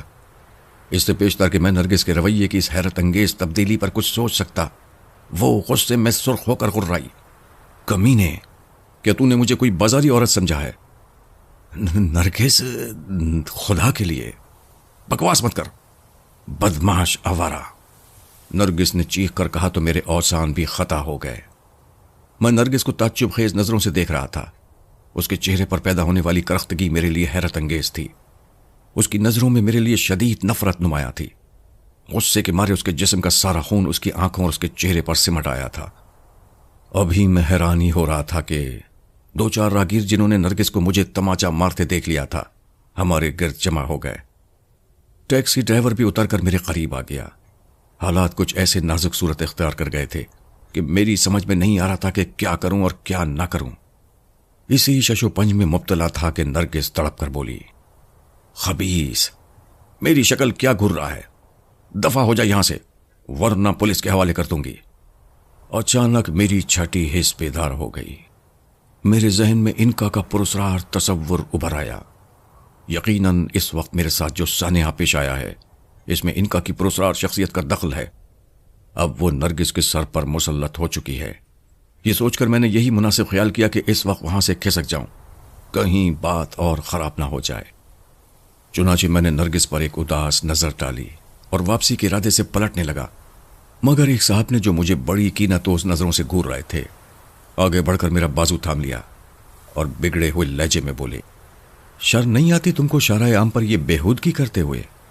اس تہذیب کی کون تاب لا سکتا تھا؟ مجھے نرگس سے کوئی گلہ نہیں تھا، اس لیے کہ اس نے جو کچھ کیا وہ انکا کے پراسرار وجود کی حیرت انگیز اور لامحدود قوتوں کے زیر اثر کیا، لیکن کسی تیسرے شخص کا شوہر اور بیوی کے ذاتی معاملات میں یوں دخل انداز ہونا میرے لیے ناقابل برداشت تھا۔ میرے جی میں تو آئی تھی کہ جس شخص نے میرا بازو تھاما تھا اسے ایسی سزا دوں کہ وہ تمام عمر یاد رکھے، لیکن مجھے بڑے ضبط سے کام لینا پڑا۔ میں نے ان صاحب کو گھورتے ہوئے نرم لہجے میں کہا، آپ غلط سمجھ رہے ہیں جناب، یہ عورت میری بیوی ہے، لیکن ذہنی توازن خراب ہونے کے سبب مجھے نہیں پہچان رہی ہے۔ اجنبی میرے جواب پر کچھ نرم پڑ گیا، لیکن جب اس نے میرے بیان کی تصدیق کی خاطر نرگس کی طرف دیکھا تو وہ غصے سے بولی، یہ شخص سراسر جھوٹ بول رہا ہے، اتنے بہت سے آدمیوں کو دیکھ کر اس نے پینترا بدل لیا ہے۔ حقیقت یہ ہے کہ آج سے پیشتر میں نے اس کی منحوس صورت تک نہیں دیکھی ہے۔ نرگس کا جواب سن کر دو چار افراد بھی اس کی حمایت میں پنجے جھاڑ کر میرے پیچھے پڑ گئے۔ میرے پاس اب سوائے اس کے اور کوئی چارہ نہ تھا کہ میں خاموشی اور تحمل سے کام لوں۔ یوں بھی میں اپنے ساتھ نرگس کو ہجوم کے لیے تماشا بنتے نہیں دیکھ سکتا تھا۔ پھر میں نے نرگس کے جواب میں کوئی صفائی نہیں پیش کی۔ مجھے اس خاموشی کی کیا سزا ملی ہے؟ اسے لکھتے ہوئے قلم لرزتا ہے۔ بہرحال مختصر اتنا ضرور بتا دوں کہ راہگیروں نے نرگس کی حمایت میں دل کھول کر مجھے پیٹا۔ مجھے پکڑ کر تھانے تک پہنچا دیا گیا، جہاں پولیس والوں نے رہی صحیح کسر بھی پوری کر دی۔ غرض یہ کہ وہ رات مجھے آہنی سلاخوں کے پیچھے گزارنی پڑی۔ دوسری صبح میں نے تھانے دار کے ساتھ ہاتھ پاؤں جوڑ کر بمشکل گلو خلاصی پائی۔ اس کے عوض مجھے تھانے دار کو ایک لمبی رقم دینی پڑی۔ نرگس کی غیر موجودگی میں یوں بھی تھانے دار کے پاس مجھے زیادہ دیر تک حوالات میں بند رکھنے کا کوئی جواز نہ تھا، اس لیے وہ منہ مانگی رقم مل جانے کے بعد بخوشی مجھے رہا کرنے پر آمادہ ہو گیا۔ روزنامچے میں اس نے کیا اندراج کیا اس کا مجھے پتہ نہیں۔ پولیس کے چنگل سے چھٹکارا پا کر میں سیدھا اپنے ہوٹل میں واپس آیا۔ میرا حلیہ بری طرح خراب ہو رہا تھا۔ میں نے غسل کر کے کپڑے تبدیل کیے، پھر مردوں کی طرح اپنے بستر پر ڈھیر ہو گیا اور نرگس کے بارے میں سوچنے لگا۔ نہ جانے اس نے رات کہاں گزاری ہوگی، انکا نے اسے نہ جانے کن مصائب سے دوچار کیا ہوگا۔ میں انکا کے پرسار وجود کے بارے میں الجھتا رہا۔ انکا جو میرے لیے اب ایک مسئلہ بنتی جا رہی تھی، ایسا مسئلہ جس کا میرے پاس کوئی حل نہیں تھا۔ اگر بات صرف میری ذات تک محدود رہتی تو میں اسے درگزر کر جاتا، لیکن یہ تصور ہی میرے لیے سوہانے روح تھا کہ انکا اب نرگس کے سر پر مسلط ہو چکی ہے۔ نرگس نے جس اجنبیت سے بھری پوری سڑک پر مجھے تھپڑ مارا تھا، اس میں یقیناً انکا کی شرارت کا دخل تھا۔ میں اپنی اس بے عزتی کو بھی درگزر کرنے کو تیار تھا، بس شرط یہ کہ نرگس میرے ساتھ چلی آتی۔ لیکن وہ اپنے ہوش و حواس میں کہاں تھی؟ اس کے معصوم ذہن پر تو انکا کا قبضہ ہو چکا تھا۔ نہ جانے اس نے رات کہاں گزاری ہوگی۔ میری معصوم اور بے گناہ نرگس، میرا دل تڑپ اٹھا۔ ہزاروں وسوسوں اور پریشان خیالات نے مجھے گھیر لیا تھا۔ میں اب نرگس کو کہاں تلاش کروں اور کس طرح لوگوں کو بتاؤں کہ میرے ساتھ قدرت نے کیسے ہولناک مذاق کیے ہیں۔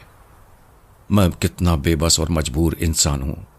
میں انکا سے مل بھی نہیں سکتا تھا کہ اس سے رحم کی بھیک مانگ لیتا۔ انکا تو اپنی مرضی کی مالک تھی، یہ اس کی مرضی پر منحصر تھا کہ کب وہ میرے سر پر مسلط ہو جائے اور کب نہیں۔ میری بے بسی کا اندازہ کیجیے۔ دنیا میں اتنے عجیب حالات سے بہت کم لوگوں کا سابقہ پڑا ہوگا۔ میں تو اپنا دکھ کسی سے کہہ بھی نہیں سکتا تھا۔ کس کو معلوم تھا کہ میں قیدی ہوں، انکا کا قیدی، بظاہر آزاد مگر غلاموں سے بدتر۔ میں اپنی نرگس کو کہاں تلاش کروں؟ میری بیوی میری موجودگی میں غیروں کے ساتھ ہے، میں کس طرح اسے اس عذاب سے نجات دلاؤں جس میں وہ میری ہی وجہ سے مبتلا تھی؟ میرا دل نرگس کی جدائی پر خون کے آنسو رو رہا تھا۔ نرگس جس نے میرے ساتھ کبھی سکھ کے دن نہیں گزارے تھے اور اب محض انکا سے نجات دلانے کی خاطر خود ایک بھنور میں پھنس گئی تھی۔ دہلی جیسے شہر میں نرگس کو تلاش کرنا کم از کم میرے لیے جوئے شیر لانے کے مترادف تھا۔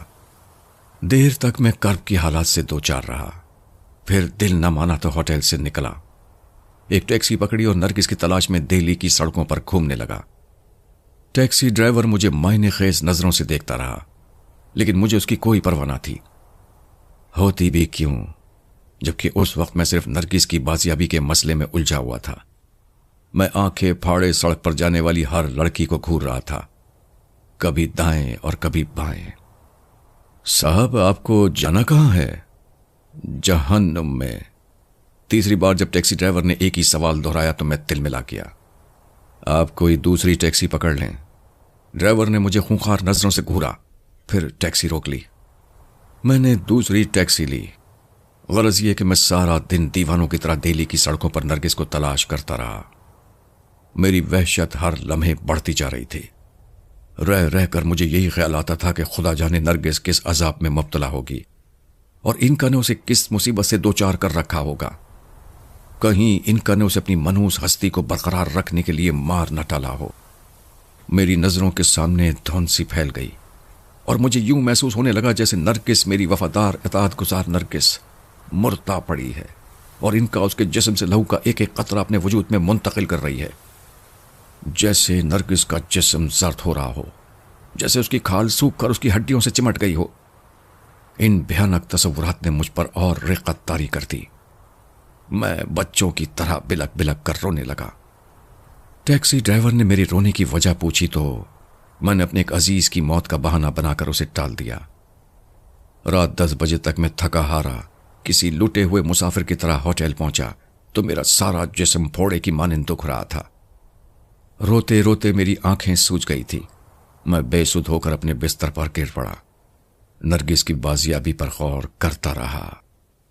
دن بھر کی مسلسل مایوسی اور طرح طرح کے پریشان کن خیالات نے میرے ذہن کو معاف کر دیا تھا۔ کب میرے اوپر غنودگی طاری ہوئی اور کب میں دنیا و مافیہ سے بے خبر ہوا، مجھے کچھ یاد نہیں۔ جب میری آنکھ کھلی تو میرے سر پر شدید چبھن ہو رہی تھی۔ میں گھبرا کر اٹھ بیٹھا، دیوار گیر کلاک پر نظر ڈالی تو اس وقت رات کے 2 بجے کا عمل تھا۔ نرگس کی غیر موجودگی نے مجھے ایک بار پھر تڑپا دیا۔ میری آنکھیں ڈبڈبانے لگیں۔ سر میں چبھن کا احساس شدید ہوتا جا رہا تھا، جسے فوری طور پر میں اپنے منتشر ذہن کا سبب سمجھ کر فراموش کر گیا۔ لیکن پھر یک لخت میں چونک پڑا۔ غصے کے مارے میرے تنفس کی رفتار تیز ہو گئی، ہاتھوں کی انگلیاں بھیج گئیں جیسے میں کسی کا گلا گھونٹنا چاہتا تھا۔ میری کیفیت میں یہ تغیر انکا کی وجہ سے ہوا تھا، انکا جو اس وقت دوبارہ میرے سر پر آ چکی تھی۔ میں عالم تصور میں اسے اپنے سر پر چہل قدمی کرتے ہوئے دیکھ رہا تھا۔ اس کے ہونٹوں پر بڑی معنی خیز مسکراہٹ کھیل رہی تھی۔ وہ بار بار مجھے کن آنکھیوں سے دیکھتی، پھر نظریں پھیر کر مٹک مٹک کر چہل قدمی شروع کر دیتی، یوں جیسے اسے میری بے چینی، میرے کرب اور میری طرف سے کوئی خاص لذت حاصل ہو رہی ہو۔ وہ میری پریشانی پر خوش تھی۔ میں نے غصے سے دیوانہ ہو کر انکا کو غضبناک انداز میں مخاطب کیا، لیکن اس سے آگے کچھ نہ کہہ سکا۔ الفاظ حلق میں پھنس کر رہ گئے تھے۔ کہو جمیل، تم کچھ کہتے کہتے رک کیوں گئے؟ انکا نے زہر خون سے پوچھا تو میں چیخ اٹھا، انکا تم ظالم ہو، ناگن ہو، چڑیل ہو۔ میں غصے میں اسے نہ جانے کن ناموں سے موسوم کرتا رہا، لیکن وہ بڑی آسودگی سے مسکراتی رہی۔ پھر جب میں خاموش ہوا تو اس نے بڑے ناز و ادا سے اپنے کولوں پر ہاتھ رکھ کر اوپر کی سمت دیکھتے ہوئے کہا، خاموش کیوں ہو گئے؟ بولتے رہو، غصہ تم پر بہت اچھا لگتا ہے۔ کم بخت جادوگرنی، بتا مجھ کو کہ نرگس کہاں ہے؟ میں دوبارہ چلایا۔ آہستہ بولو جمیل، اگر ہوٹل کے منتظمین نے تمہاری چیخ و پکار سن لی تو تمہیں پاگل سمجھ کر ہوٹل سے نکال دیں گے۔ نرگس کہاں ہے؟ خدا کے لیے مجھے نرگس کا پتہ بتا دو۔ میں نے دونوں ہاتھوں سے اپنے بال نوچتے ہوئے کہا، لیکن اس بار میں چیخا نہیں تھا، میرے لہجے میں التجا تھی۔ گھبرا گئے؟ فکر کی کیا بات ہے؟ وہ بہت آرام سے ہے۔ انکا نے مجھے بچوں کی طرح چمکارتے ہوئے جواب دیا۔ میں جس وقت اس کے سر سے اتری تھی اس وقت وہ نرم نرم گدے پر بڑے آرام کی نیند سو رہی تھی۔ مگر وہ ہے کہاں؟ میں نے رقت بھرے لہجے میں سوال کیا۔ وہ بہت یاد آ رہی ہے کیا؟ انکا نے اپنے ہونٹوں پر زبان پھیر کر چٹخارا لیتے ہوئے کہا، اسے میں اس کے اصلی شوہر کے پاس چھوڑ آئی ہوں۔ کیا مطلب؟ کیا کہا تم نے؟ میرا ذہن چکرا کر رہ گیا۔ انکا کے الفاظ پگھلے ہوئے شیشے کی مانند میرے کانوں میں اترتے چلے گئے تھے۔ یہ تم کیا کہہ رہی ہو انکا؟ کیوں میرے صبر اور برداشت کا امتحان لے رہی ہو؟ میں نے رو دینے والے لہجے میں کہا، یقین کرو جمیل، وہ اپنے اصلی شوہر کے ساتھ بے حد خوش ہے، اور کل رات انہوں نے اپنی سہاگ رات بڑی دھوم دھام کے ساتھ۔ انکا! میں اتنی زور سے چلایا کہ میری آواز بیٹھ گئی، حلق میں جیسے گرہ لگ گئی ہو۔ اگر میرے امکان میں ہوتا تو میں انکا کو اس وقت بڑی بے دردی سے ذبح کر ڈالتا، اس کے جسم کو لاکھوں ٹکڑوں میں تبدیل کر دیتا، لیکن انکا کے سامنے میں لاچار تھا۔ انکا کے پرسار وجود کو صرف محسوس کیا جا سکتا تھا، چھوا نہیں جا سکتا تھا۔ میں اپنی بے کسی پر تڑپ اٹھا، لیکن انکا کی مسکراہٹ میں کوئی کمی نہیں آئی۔ زیادہ زور سے چلانے کے سبب مجھ پر کھانسی کا دورہ پڑ گیا۔ مجھے ایسا محسوس ہو رہا تھا جیسے میرا کلیجہ پھٹ جائے گا، مگر انکا کو میری کیفیت سے کوئی ہمدردی نہیں تھی۔ کھانسی کی شدت میں کمی آئی تو انکا نے میری آنکھوں میں آنکھیں ڈال کر بڑے رومان انگیز انداز میں ایک طویل انگڑائی لے کر کہا، جمیل، کاش تم بھی دیکھ سکتے کہ کل رات نرگس اپنے نئے ساتھی کے ساتھ کس قدر مسرور تھی۔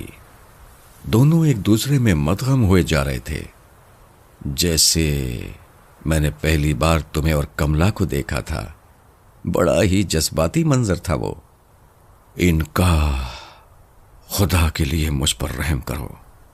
میں سسک پڑا، پھر کسی بھکاری کی طرح انکا کے سامنے جھولی پھیلا کر بولا، میں وعدہ کرتا ہوں کہ تا زندگی تمہارا بے دام غلام بنا رہوں گا، جو تم کہو گی وہی کروں گا، لیکن خدا را نرگس پر رحم کرو، اسے مجھ سے ملا دو، نہیں تو میں پاگل ہو جاؤں گا۔ ان کا میرا جواب سن کر فلک شگاف قہقہے لگانے لگی۔ اس کی آواز مجھے بہت پراسرار لگی، پھر ایک دم سنجیدگی اختیار کر کے بولی، سنو جمیل صاحب، میں اگر نرگس کو واپس نہ لاؤں تب بھی تم میرے غلام بنے رہو گے۔ میری مرضی کے بغیر تم سانس لینے کی جرت بھی نہیں کر سکتے، اور یہ بات ہے کہ تم پر ظلم کرتے ہوئے مجھے کچھ خیال آ جاتا ہے، ورنہ تم نے میری لامحدود قوتیں آنکھوں سے کئی بار دیکھی ہیں۔ تم نے دیکھ ہی لیا کہ نرگس کس طرح اپنی یادداشت کو یکسر بھول چکی ہے، اور کیا دیکھنا چاہتے ہو؟ میں سب کچھ مانتا ہوں، لیکن نرگس کو کچھ دنوں تک اپنے کیے کا خمیازہ بھگتنا ہی ہوگا۔ انکا نے میرا جملہ کاٹتے ہوئے فیصلہ کن لہجے میں کہا، اس نے مجھے تم سے جدا کرنے کے لیے بزرگ کی درگاہ کا رخ کر کے مجھے دکھ پہنچانے کی کوشش کی تھی۔ مجھے بر وقت اس کا دھیان آ گیا اور میں نے اس کو راستے میں ہی جا لیا۔ انکا، میں بڑی لجاجت سے بولا، کیا تم میری خاطر بھی نرگس کی غلطی کو معاف نہیں کرو گی؟ تمہاری خاطر اب تک میں نے کیا کچھ نہیں کیا، مگر تم نے اس کا کیا بدلہ دیا؟ انکا نے مجھے خونخوار نظروں سے گھورتے ہوئے کہا، نرگس کی قسمت اچھی ہے جو میں تم سے کچھ وعدے کر چکی تھی، ورنہ کل میں اس کا خون پینے سے بھی دریغ نہ کرتی۔ میں اندر ہی اندر کھولتا رہا۔ انکا کہتی رہی، اب مجھے نرگس کو یہ باور کرانے دو کہ وہ کیا ہے اور میں کیا ہوں۔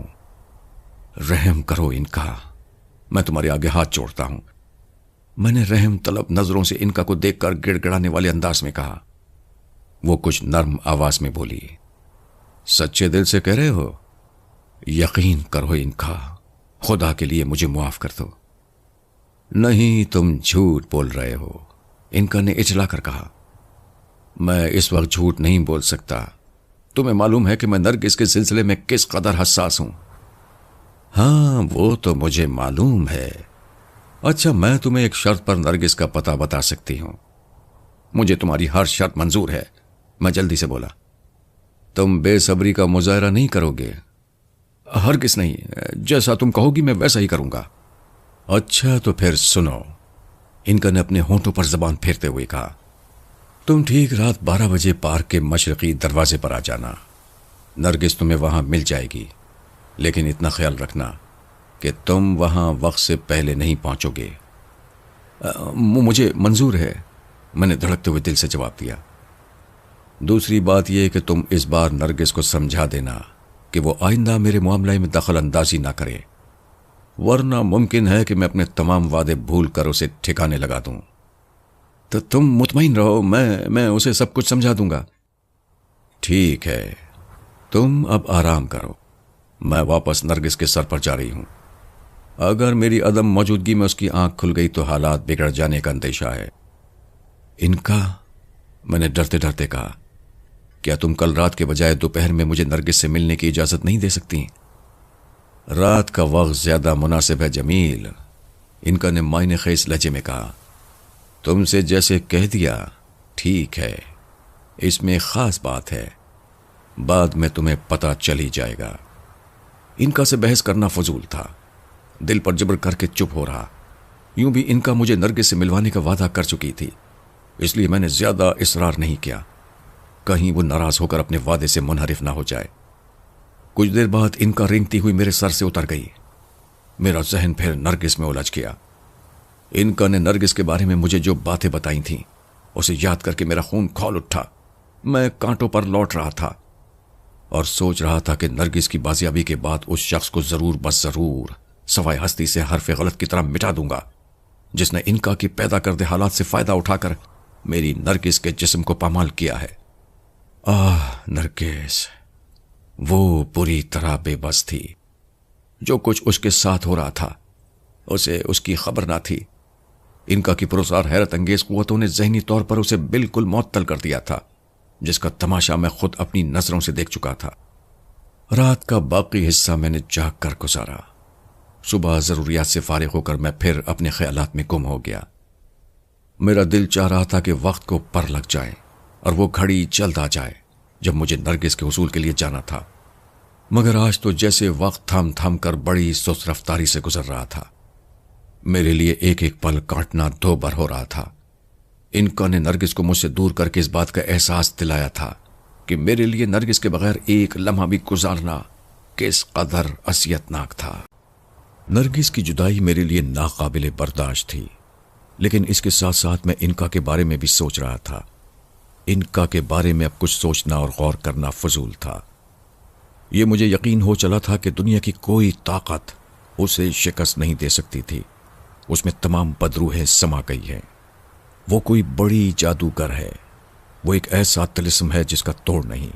उसने मुझे ऐसी दलदल में धकेल दिया था जिसमें बेचारगी से हाथ पांव मारने के सिवा मैं और कुछ ना कर सकता था। मैं उसकी ख्वाहिश की तकमील के लिए मजबूर था। इनका से निजात पाने की हर कोशिश बेकार हो चुकी थी। वो बड़े भरपूर अंदाज में मुझ पर अपना तसल्लुत कायम कर चुकी थी। नरगिस के साथ पेश आने वाले हादसे ने तो मेरे रहे सहे औसान भी खता कर दिए थे। शाम आई तो मेरी बेचैनी में इजाफा हो गया। मैंने किसी तरह तड़प तड़प कर वक्त काटा। ये कुछ मेरा ही दिल जानता था। बहरहाल जब रात के 11:30 बजे तो मेरे दिल की धड़कनें तेज हो गईं। मैंने होटल से बाहर आकर एडवर्ड पार्क के लिए एक टैक्सी पकड़ी और अपनी मंजिल मकसूद की तरफ चल पड़ा। टैक्सी ड्राइवर को मैंने एडवर्ड पार्क का हवाला इसलिए नहीं दिया था कि न जाने वो मेरे बारे में क्या ख्याल करे। इसी ख्याल के पेश नज़र मैंने उसे एडवर्ड पार्क से एक फरलांग पहले छोड़ दिया और खुद पैदल चल पड़ा। 12 बजने में अभी 15 मिनट बाकी थे। मैंने ये 15 मिनट भी किसी न किसी तरह गुजार दिए। फिर ठीक 12 बजे मशरकी दरवाजे से पार्क के अंदर दाखिल हो गया। उस वक्त एडवर्ड पार्क खूब अंधेरे में डूबा हुआ था। हर समत सन्नाटा और पुरस्कार खामोशी तारी थी। चंद लम्हों तक मैं एक जगह रुककर इधर उधर की आहट लेता रहा। इस खामोशी को देखकर मुझे गुमान हुआ कि कहीं इनका ने मुझे फरेब न दिया हो। इतने रात गए भला एडवर्ड पार्क में नरगिस की मौजूदगी क्या मायने रखती थी। मगर मैं इनका के सितम के इस नए पहलू पर गौर ही कर रहा था कि अचानक खामोश फजा में इर्तियाश पैदा हुआ। मुझे किसी औरत की सिसकियों की आवाज सुनाई दी जो मेरे बाएं जानिब झाड़ियों से उभर रही थी। मैं चौंक कर उसी समत देखने लगा। वो नरगिस थी। मैं उसकी आवाज ना पहचानता तो और कौन पहचानता। छोड़ो, खुदा के लिए मुझे छोड़ो, जालिम, ओ बचाओ। वो आवाज़ारी कर रही थी। खामोश। किसी मर्द की खतरनाक सरगोशी सुनाई दी। शोर मचाने की कोशिश की तो कत्ल करती जाओगी। मुझे ऐसा महसूस हुआ जैसे सरे बाजार किसी ने मुझे नंगा कर दिया हो। इन आवाजों को सुनने के बाद मेरे ऊपर दीवानगी तारी हो गई। फिर भी मैं मोहतात अंदाज में लपकता हुआ उन झाड़ियों तक पहुंच गया। और फिर मेरी मनूस निगाहों ने जो मंजर देखा वो मेरे लिए नाकाबिले बर्दाश्त था। मेरे ऊपर खून सवार हो गया। दूसरे ही लम्हे मैंने गजबनाक अंदाज में आगे बढ़कर उस शख्स को दबोच लिया जो मेरी नरगिस को अपनी हविस का निशाना बना रहा था। मैंने एक ही झटके में उसे उठाकर एक समत गिरा दिया। फिर अचानक उसकी छाती पर चढ़ बैठा। कुछ देर तक तो मैं मशीनी अंदाज में उसके चेहरे पर मुक्के मारता रहा। फिर मैंने उसका गला दबोच लिया और उसे पूरी कुव्वत से दबाने लगा। उस वक्त तक अपनी गिरफ्त को तंग करता रहा जब तक अजनबी ने मेरे नीचे तड़प तड़प कर दम नहीं तोड़ दिया। उसके बाद मैं उठा और एक भरपूर ठोकर उसकी लाश पर मारकर नरगिस की तरफ लपका जो अब तक सहमी सिमटी नीचे पड़ी थी। तो तुम कौन हो? नरगिस ने मुझे करीब आते देखा तो हकलाकर बोली। डरो नहीं नरगिस, मैं हूं तुम्हारा जमील। जमील। नरगिस मेरी आवाज पहचान कर झपट कर उठी और फिर मेरे कुशादा सीने से लिपट कर सिसकने लगी। मैं उसके मासूम दिल की सहमी सहमी धड़कनों को महसूस कर रहा था।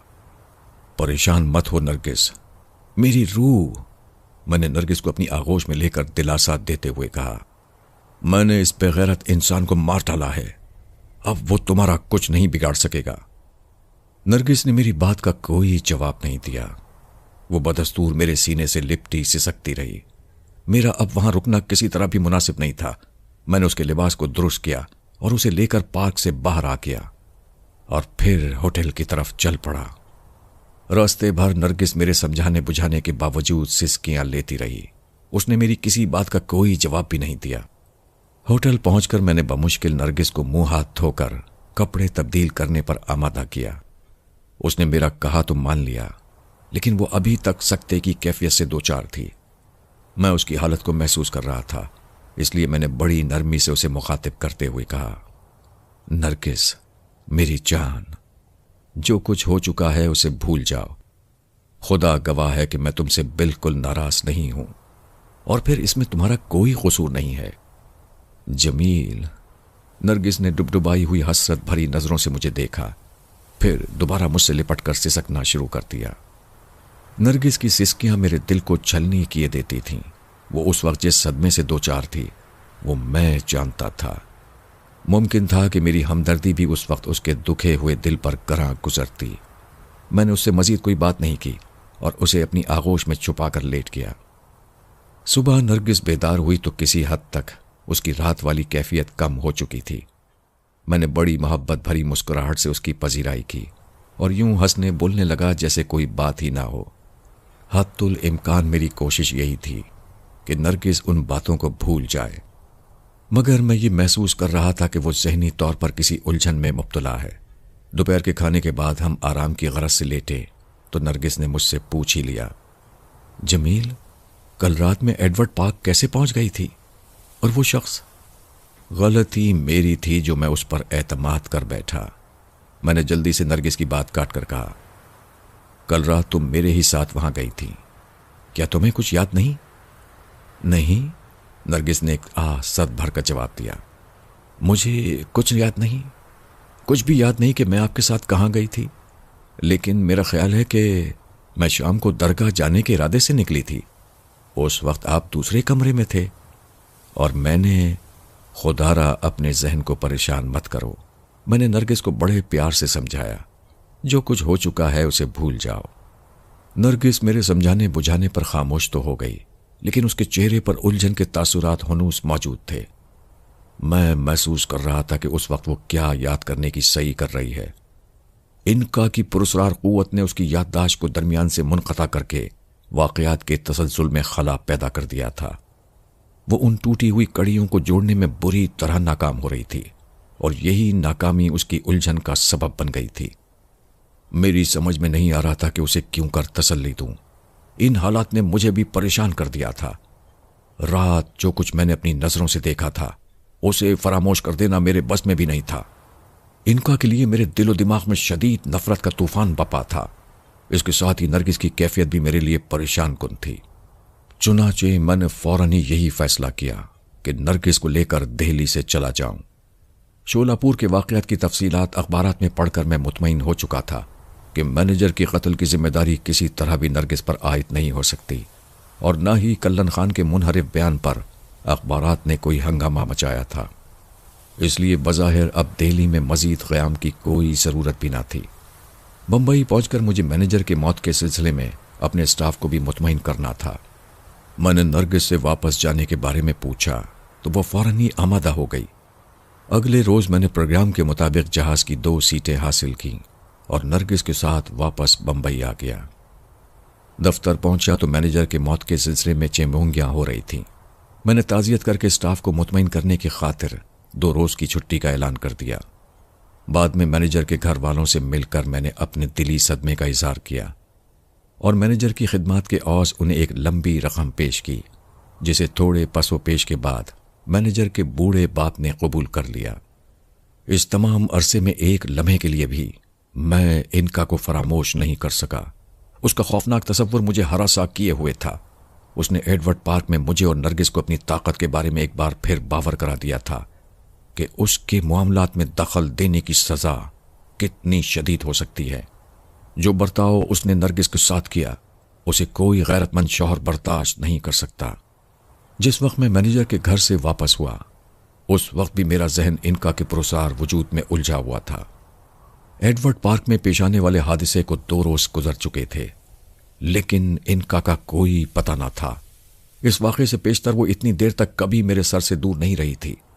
جہاں تک ایڈورڈ پارک میں پیش آنے والے حادثے کا تعلق تھا، مجھے یقین تھا کہ انکا نے وہ ڈرامہ محض اس لیے کھیلا تھا کہ میں جذبات میں بہہ کر اس اجنبی کا خون کر دوں، تاکہ اسے اپنے وجود کو تقویت بخشنے کی خاطر انسانی خون حاصل ہو سکے۔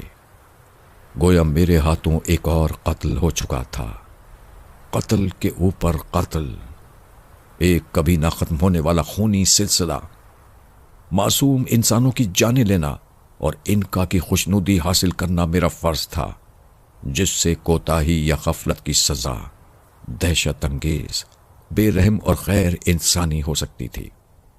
مجھے معلوم تھا کہ اس بار بھی انکا کو اپنے ناپاک مقصد میں مایوسی نہیں ہوئی تھی، مگر اب اس کی طویل غیر موجودگی میرے لیے قابل غور تھی۔ میں سوچ رہا تھا کہ کہیں وہ مجھے یا نرگس کو کسی نئی مصیبت سے دوچار کرنے کی فکر میں تو نہیں ہے۔ میں انہی وسوسوں اور الجھنوں میں مبتلا تھا کہ مجھے ایسا محسوس ہوا جیسے انکا میرے سر پر آ گئی ہے۔ میرا اندازہ غلط نہیں تھا۔ میں عالم تصور میں انکا کے منحوس وجود کو اپنے سر پر دیکھ رہا تھا۔ اس کے چہرے کی شگفتگی اور ہونٹوں کی سرخی اس بات کی غمازی کر رہی تھی کہ اس نے انسانی خون خوب سیر ہو کر پیا ہے۔ پہلے بھی میں اسے خون پینے کے بعد اسی حالت میں دیکھ چکا تھا، لیکن آج وہ جن نظروں سے مجھے دیکھ رہی تھی ان میں شوخی اور شرارت کے ساتھ ساتھ طنز بھی تھا، جسے محسوس کر کے میرے خون کی گردش تھم کر رہ گئی۔ دوسری طرف ان کا بدستور مجھے گھور رہی تھی۔ چند ثانیے تک وہ مجھے ٹکٹکی باندھے دیکھتی رہی، پھر آلتی پالتی مار کر بیٹھ گئی اور ایک طویل جماہی لے کر بولی، جمیل، مجھے معلوم ہے تم مجھ سے بہت زیادہ ناراض ہو۔ میں خاموش رہا تو اس نے زیر لب مسکراتے ہوئے کہا، میں جانتی ہوں کہ تمہارے دل پر کیا گزر رہی ہے، مگر میں نے جو کچھ کیا وہ ضروری تھا۔ نرگس اب آئندہ کبھی میرے اور تمہارے درمیان آنے کی حماقت نہیں کرے گی۔ تم بھی اتنے بغیرت تو نہیں ہو کہ دوبارہ اس منظر کو دیکھنے کی خواہش کرو۔ یوں بھی تم عہد کر چکے ہو کہ میری مرضی کے خلاف کوئی قدم نہیں اٹھاؤ گے۔ یاد ہے تم نے ہوٹل میں گڑ گڑا کر مجھ سے معافی مانگی تھی؟ میرے پاس کوئی جواب نہیں تھا۔ غصے کے مارے میرا برا حال تھا۔ میں محسوس کر رہا تھا جیسے میرے جسم کا تمام خون سمٹ کر میرے چہرے پر آ گیا ہو۔ انکا کے جملے میں چھپے ہوئے تیز نشتر میرا کلیجہ چھلنی کر رہے تھے، لیکن میں بہت کچھ چاہنے کے باوجود صبر کرنے پر مجبور تھا۔ انکا نے میری کیفیت کو محسوس کیا تو بڑے چپتے لہجے میں بولی، جمیل، نرگس سے شادی کرنے سے پہلے تم نے بھی تو بہت ساری لڑکیوں کو برباد کیا تھا۔ اگر تمہاری شرارتوں کا علم ان میں سے کسی کے شوہر کو ہو جائے تو اس کے دل پر کیا گزرے گی؟ انکا، میرے صبر کا پیمانہ چھلک پڑا۔ تم نرگس کو بازاری عورتوں سے وابستہ کر رہی ہو۔ میں نے ہمیشہ اب تک ضبط کیا، مگر تم نے دوبارہ اس قسم کی کوشش کی تو خون خرابہ ہو جائے گا۔ خون خرابہ تو ہو چکا، انکا نے شوخی سے کہا۔ تم سے بہت سی باتیں کرنے کو جی چاہتا ہے، لیکن اس وقت میں کچھ دیر آرام کرنا چاہتی ہوں۔ انکا نے بے پرواہی سے جواب دیا، پھر پاؤں پھیلا کر کمر سیدھی کر لی۔ سنو انکا، آج میں تم سے ایک آخری فیصلہ کرنا چاہتا ہوں۔ میں نے ہونٹ کاٹتے ہوئے اسے مخاطب کیا۔ مجھے کچھ دیر آرام کر لینے دو جمیل، پھر اطمینان سے باتیں ہوں گی۔ انکا نے اپنی چمکیلی آنکھوں سے مجھے گھورتے ہوئے جواب دیا تو میں چیخ اٹھا، یہ ناممکن ہے۔ مجھے روحانی اذیتوں میں مبتلا کر کے تم آرام سے نہیں سو سکتی۔ جمیل، انکا کے تیور بدل گئے۔ میں اپنے آرام میں کسی قسم کی خلل اندازی پسند نہیں کرتی۔ مجھے اس وقت پرسکون نیند کی ضرورت ہے۔ تم کچھ بڑھ رہے ہو۔ میرا سکون برباد کر کے تمہیں بھی آرام کرنے کا کوئی حق نہیں پہنچتا۔ انکا کے موجودہ رویے نے مجھے ایسی ٹھیس پہنچائی تھی کہ میں مصلحت کو بالائے طاق رکھ کر اس ایک حتمی فیصلہ کرنے کا تہیہ کر چکا تھا۔ جمیل، کیا تم اس وقت ہوش میں نہیں ہو؟ انکا نے بڑے تلخ انداز میں مجھ سے سوال کیا۔ اس کے ساتھ ہی وہ اٹھ کر بیٹھ گئی۔ اس کے چہرے پر مجھے کسی گہرے سمندر کا ایسا ٹھہراؤ نظر آ رہا تھا جس کی تہ کے اندر ہزاروں اسرار پوشیدہ ہوتے ہیں۔ اس کی آنکھوں پر اچانک ابھرنے والی سرخی بھی کسی آنے والے طوفان کا پیش خیمہ تھی، مگر میں اس وقت اپنے آپے میں نہیں تھا۔ انکا کے چہرے پر غصے کی تمام علامتوں کو نظر انداز کر کے بولا، تمہیں آج مجھ سے یہ عہد کرنا ہوگا کہ آئندہ کبھی تم نرگس کے کسی معاملے میں تنگ نہیں کرو گی۔ یہ صرف اسی صورت میں ممکن ہے کہ تم نرگس کو سختی سے منع کر دو، وہ میرے اور تمہارے درمیان کوئی رکاوٹ پیدا کرنے کی حماقت نہ کرے۔ نرگس میری بیوی ہے، میں نے دل ملا کر کہا۔ میں اختیارات کے سلسلے میں اس کی حق تلفی نہیں کروں گا، اور میں تمہاری محسن ہوں۔ انکا نے مجھے قہر آلود نگاہوں سے دیکھتے ہوئے کہا، تمہیں اس بات کو ہمیشہ سامنے رکھنا چاہیے کہ اگر میں نے تمہیں دولت مند نہ بنایا ہوتا تو تم کبھی نرگس کو حاصل نہیں کر سکتے تھے۔ تم چاہو تو اپنی دولت واپس لے سکتی ہو۔ میں بھنا کر بولا، میں غریب مگر خوش رہنا چاہتا ہوں۔ مجھے کوئی اعتراض نہیں، بشرط یہ کہ دولت کے ساتھ ساتھ نرگس کو بھی مجھے واپس کر دو۔ یہ ناممکن ہے، میں پوری قوت سے چلایا، تم نرگس کو مجھ سے کبھی نہیں چھین سکتی۔ جمیل، اس بار انکا کا لہجہ بہت زہریلا تھا، شاید ابھی تمہیں کچھ اور بتانا پڑے گا۔ تم بار بار معافی مانگتے ہو اور اپنے عہد سے پھر جاتے ہو۔ تم یہ کیوں کرتے ہو جمیل؟ نہ جانے کیوں تمہیں پچھلی اذیتیں یاد نہیں رہتی۔ تم یہ کیوں بھول جاتے ہو کہ تم کس سے ایسی باتیں کرتے ہو؟ میں جانتا ہوں کہ میں کس بلا سے ایسی باتیں کرتا ہوں، مگر برداشت کی بھی ایک حد ہوتی ہے۔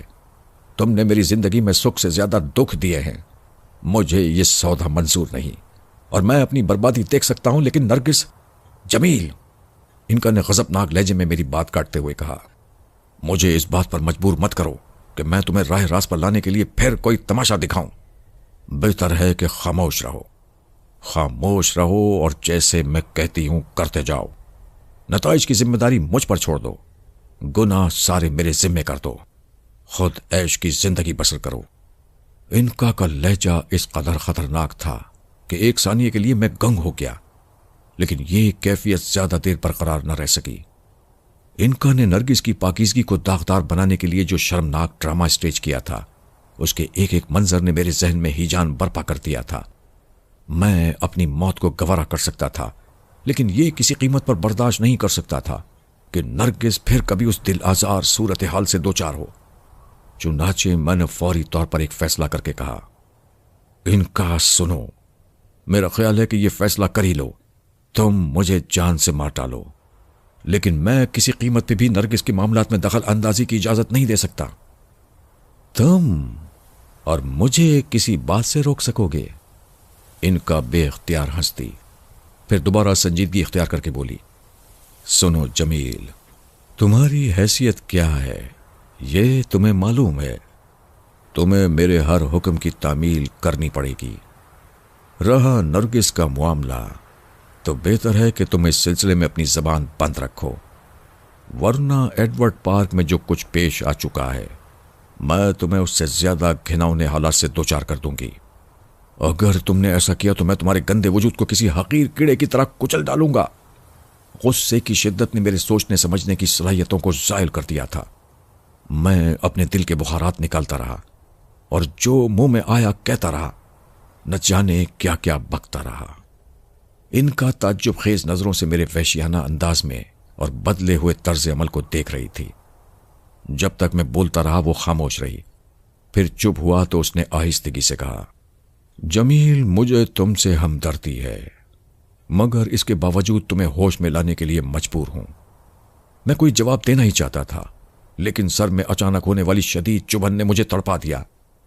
ان کا بڑی تیزی سے اٹھ کر کھڑی ہو چکی تھی اور اب وہ اپنے نوکیلے پنجے میرے سر میں چبھو رہی تھی، جس کی شدت ہر لمحے بڑھتی جا رہی تھی۔ میری آنکھوں کے سامنے اندھیرا پھیلنے لگا، اسٹیئرنگ پر میرے ہاتھ کانپ رہے تھے۔ میں نے چاہا کہ گاڑی روک دوں، لیکن کوئی پراسرار قوت مجھے ڈرائیونگ جاری رکھنے پر اکسا رہی تھی۔ سڑک پر ٹریفک کا خاصا ہجوم تھا۔ اچانک مجھے ایسا محسوس ہوا جیسے کشادہ سڑک پر دوڑتے بھاگنے والی موٹریں میرا مذاق اڑا رہی ہیں۔ میں نے نہ جانے کس جذبے کے تحت اپنی گاڑی کی رفتار تیز کر دی، تیز اور تیز، اور پھر اچانک سامنے سے آنے والی ایک گاڑی سے میرا ایکسیڈنٹ ہو گیا۔ فضا میں ایک ہولناک دھماکے کی آواز بلند ہوئی، جس کے ساتھ ہی میرا ذہن اندھیروں میں ڈوبتا چلا گیا۔ واقعات کا دھندلا دھندلا سا عکس میرے ذہن کو اور پریشان کر رہا تھا۔ مجھے ہوش نہیں تھا، صرف اتنا یاد تھا کہ نرگس کے سلسلے میں انکا سے میری تلخ بحث ہو گئی تھی۔ اس نے مجھ سے کہا تھا کہ اگر میں نے اپنی زبان بند نہ رکھی تو ایڈورڈ پارک میں جو کچھ پیش آ چکا تھا وہ مجھے اس سے کہیں زیادہ گھناؤنے حالات سے دوچار کر دے گی۔ جواب میں نے اسے دھمکی دی تھی کہ میں اس کا وجود کسی حقیر کیڑے کی طرح کچل ڈالوں گا۔ इनका के तेवर अचानक खराब होते चले गए थे और फिर मेरी गाड़ी का एक्सीडेंट हो गया था। लेकिन उसके बाद क्या हुआ मुझे कुछ याद नहीं रहा। मेरा जोड़ जोड़ फोड़े की मानिंद दुख रहा था। बिस्तर पर चित पड़ा मैं वाकयात की बिखरी हुई कड़ियों को मिलाने की नाकाम कोशिश कर रहा था। देर तक मैं यूं ही अंधेरों में हाथ पांव मारता रहा। फिर मैंने घबराकर आंखें खोल दी। मेरी नजर फिर उसी छत के पंखे पर पड़ी जो मेरे सर के ऐन ऊपर तेजी से चल रहा था। मुझे वहशत सी होने लगी। करीब था कि मैं चीख उठूं, लेकिन नरगिस की मुतरन्नम आवाज ने मुझे चौंका दिया। मैंने आहिस्ता से गर्दन घुमाकर दाहिनी जानिब देखा। मेरी आंखों में ठंडक आ गई। मेरी नरगिस मेरे सामने खड़ी मुस्कुराती नजरों से मुझे देख रही थी। खुदा का लाख लाख शुक्र है कि आप होश में आ गए। उसकी निगाहों में चमक थी और लहजे में इश्तियाक। नरगिस, मैं इस वक्त कहाँ हूं? मैंने आहिस्ता से पूछा। आप? नरगिस एक पल के लिए हिचकिचाई, फिर मेरे करीब बैठकर मेरी पेशानी पर अपनी नर्म और नाजुक उंगलियों से सहलाते हुए बोली, आप इस वक्त अस्पताल में हैं? मुझे बस इतना याद है कि मेरी गाड़ी। जमील, नरगिस ने मोहब्बत आमेज अंदाज में मेरी आंखों में झांकते हुए तेजी से कहा, आपको मेरी कसम, कुछ मत सोचिए। डॉक्टर ने बातचीत करने को मना किया है। खुदा ने चाहा तो अब आप 1-2 रोज में बिल्कुल ठीक हो जाएंगे। मैं उस वक्त पूरी तरह होशो हवास में था, इसलिए नरगिस की आंखों में आंसुओं के शबनबी कतरे तैरते देखकर तड़प उठा। मगर कबल इसके कि मैं अपनी वफाशुआर और खिदमतगुजार बीवी से कुछ दरियाफ्त कर सकता, एक नर्स जो गालिबन मेरे सराहने पहले से मौजूद थी, मुस्कुराते हुए मेरे सामने आ गई। घबराइए नहीं मिस्टर जमील, अब आप बहुत जल्दी ठीक हो जाएंगे। नर्स ने बड़ी शफकत से मुझे मुखातिब किया। उसके बाद उसने मेरे दाएं बाजू में इंजेक्शन लगाया और मुस्कुराती हुई नजरों से मुझे देखती कमरे से बाहर चली गई। मेरी नजरें नरगिस के मासूम चेहरे पर मरकूज थीं। नर्स के जाने के बाद मैंने नरगिस से बातें करना चाही, लेकिन मेरे जहन पर गुनूदगी तारी होने लगी। मेरी पलकें बोझल हो रही थीं। नरगिस, मैं बमुश्किल तमाम इतना ही कह सका। नींद का गलबा पूरी तरह मुझे अपनी आगोश में ले चुका था। मैं एक बार फिर दुनिया व माफिया से बेखबर हो गया। मुझे कई दिनों तक ख्वाब आवर दवाओं और इंजेक्शनों के जरिए बेहोश रखा गया। जब मुझे दोबारा होश आया तो मैं अपने घर पर था। नरगिस गालिबन डॉक्टरों से दरखास्त करके मुझे घर ले आई थी, जहां एक डॉक्टर और 2 नर्सें मुस्तकिल तौर पर हर वक्त मेरे साथ मौजूद रहती। उस आलम बेहोशी की कोई और बात मेरी याददाश्त में महफूज नहीं। मेरी जहनी हालत पहले के मुकाबले में कहीं ज्यादा बेहतर हो चुकी थी। हर चंद के ख्वाब आवर दवाओं का हल्का हल्का असर बाकी था, लेकिन मैं खुद को पहले से बहुत बेहतर महसूस कर रहा था। चुनाचे दोबारा होश में आने पर कुछ देर तक खामोश लेटा नरगिस को देखता रहा, जो मेरे सराहने मौजूद थी। मैंने उसे मुखातिब करके पूछा, मुझे घर कब लाया गया? 2 रोज हो गए, नरगिस ने जल्दी से प्यार भरे लहजे में कहा। अब आप तंदुरुस्त हो चुके हैं जमील, खुदा ने मेरे ऊपर रहम किया। मैं चंद साहत तक नरगिस के चेहरे के तासुरात देखता रहा, फिर बोला, ये सब तुम्हारी दुआओं का नतीजा है, वरना वो एक्सीडेंट, उस एक्सीडेंट को भूल जाइए जमील। नरगिस ने मेरी बात काटते हुए कहा, खुदा को जो मंजूर था वो पूरा हो गया। हमें हर हाल में खुदा का शुक्र अदा करना चाहिए। मैं महसूस कर रहा था कि नरगिस कुछ परेशान परेशान सी है। उसकी परेशानी का सबब क्या था, मैं ये जानने के लिए बेचैन था। एक करवट लेने की खातिर बायां हाथ हिलाने की कोशिश की तो इस अचानक इंकिशाफ पर तड़प उठा कि मेरा बायां हाथ जो एक्सीडेंट की वजह से कुचल गया था, कोहनी से काट कर अलहदा कर दिया गया था। डॉक्टरों का ख्याल था कि अगर हाथ ना काटा गया तो बाकी जिस्म में भी जहर फैल जाने का खतरा है। नरगिस का ख्याल और उसकी दिलाई हुई कस्में अगर माने ना होती तो मैं यकीनन खुदकुशी कर लेता, लेकिन मुझे अपनी नरगिस की खातिर जिंदा रहना पड़ा।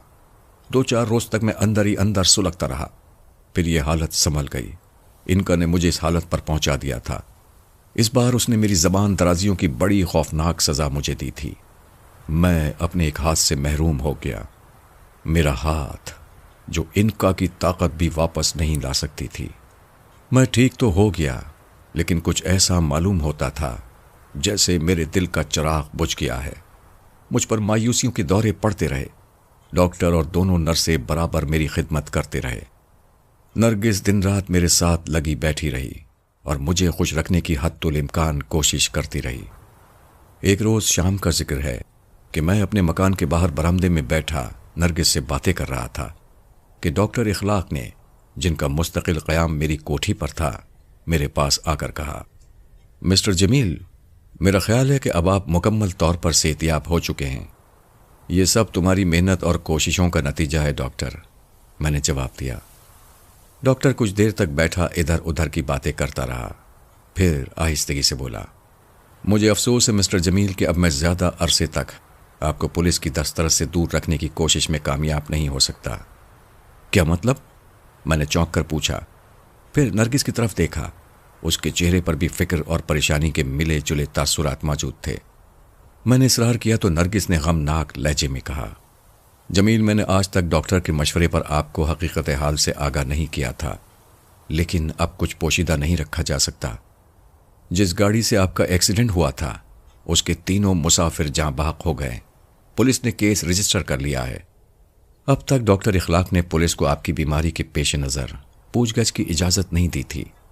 ایس پی کا ٹریفک آج آپ سے ملنے آ رہا ہے۔ ڈاکٹر نے نرگس کے خاموش ہونے پر کہا، ابھی کچھ دیر پیشتر اس کا فون آیا تھا، میں نے اسے آپ سے ملنے کی اجازت دے دی ہے۔ میں نے ایک نظر نرگس کے چہرے پر ڈالی، پھر ایک سرد آہ بھر کر خاموش ہو گیا۔ تھوڑی دیر بعد ٹریفک کا ایک ایس پی اپنے ایک ماتحت انسپیکٹر کے ساتھ آ گیا۔ ملازم نے اطلاع دی تو میں نرگس اور ڈاکٹر اخلاق کے ساتھ اٹھ کر اپنے ڈرائنگ روم میں آ گیا۔ اس وقت میرے ذہن میں انکا کا تصور اچانک ابھر آیا۔ انکا کے پرسرار وجود نے مجھے کہیں کا نہ رکھا تھا۔ میں نے عالم تصور میں انکا کو دیکھنا چاہا، لیکن اس وقت وہ میرے سر پر موجود نہیں تھی۔ ایس پی نے مجھ پر سوالات کی بوچھاڑ کر دی تھی۔ میں اپنی یادداشت کریت کریت کر جواب دیتا رہا، لیکن وہ میرے جوابات سے مطمئن نظر نہیں آتا تھا۔ کچھ دیر بعد اس نے فیصلہ کن لہجے میں کہا، مسٹر جمیل، آپ نے جو حالات بتائے ہیں ان پر یقین کرنے کو میں تیار نہیں۔ ہو سکتا ہے کہ آپ کے کسی وکیل یا بیرسٹر نے آپ کو یقین دلایا ہو کہ ان کا نامی کسی پرسرار وجود کی آڑ لے کر آپ خود کو سزا سے بچا سکتے ہیں، لیکن مجھے یقین ہے کہ عدالت ان باتوں کو بیہودہ اور لاف قرار دے گی۔ میں آپ کو قانونی چارہ جوئی کرنے سے باز نہیں رکھ سکتا، مگر جو کچھ میں نے انکا کے بارے میں کہا وہ بھی غلط نہیں ہے۔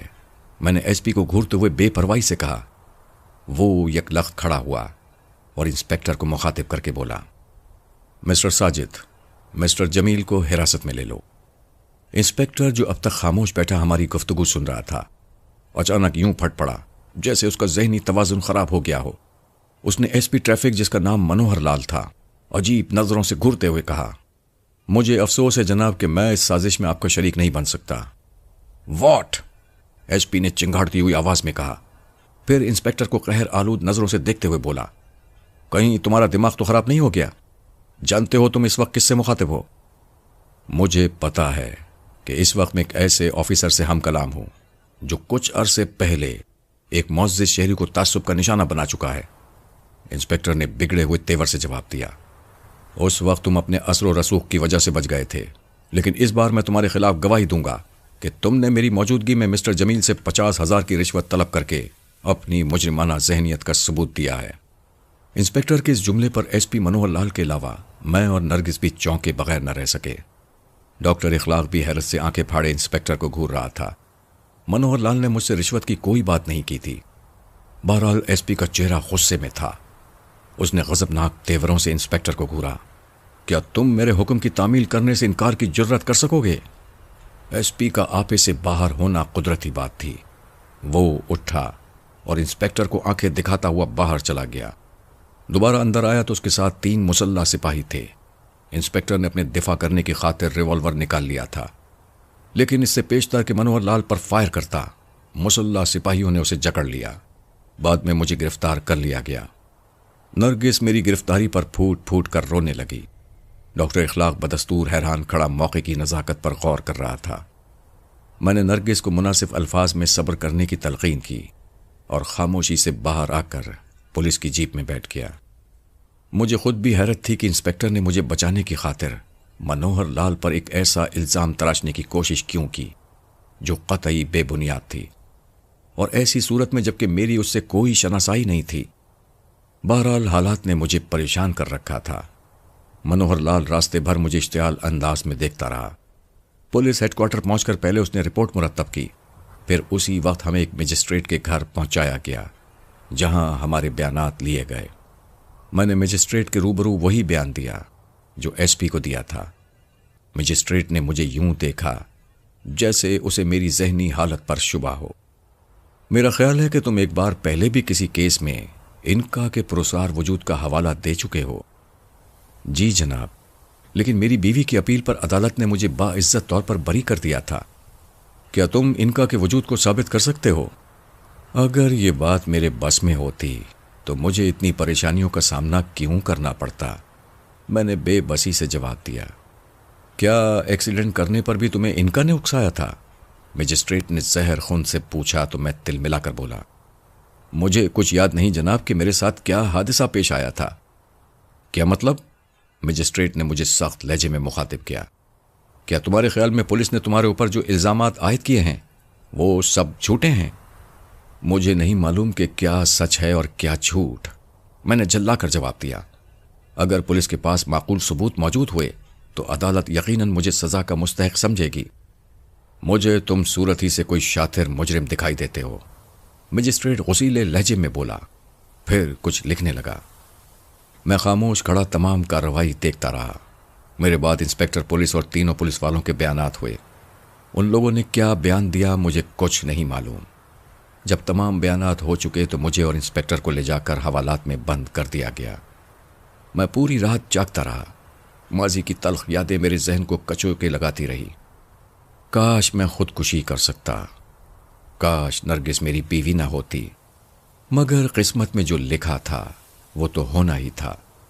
मैंने फैसला कर लिया कि जब कुदरत की तरफ से ऐसे इंतजामात हो चुके हैं कि एक पुलिस इंस्पेक्टर मेरी तरफदारी कर रहा है तो मैं इससे पूरा पूरा फायदा उठाने की कोशिश करूंगा।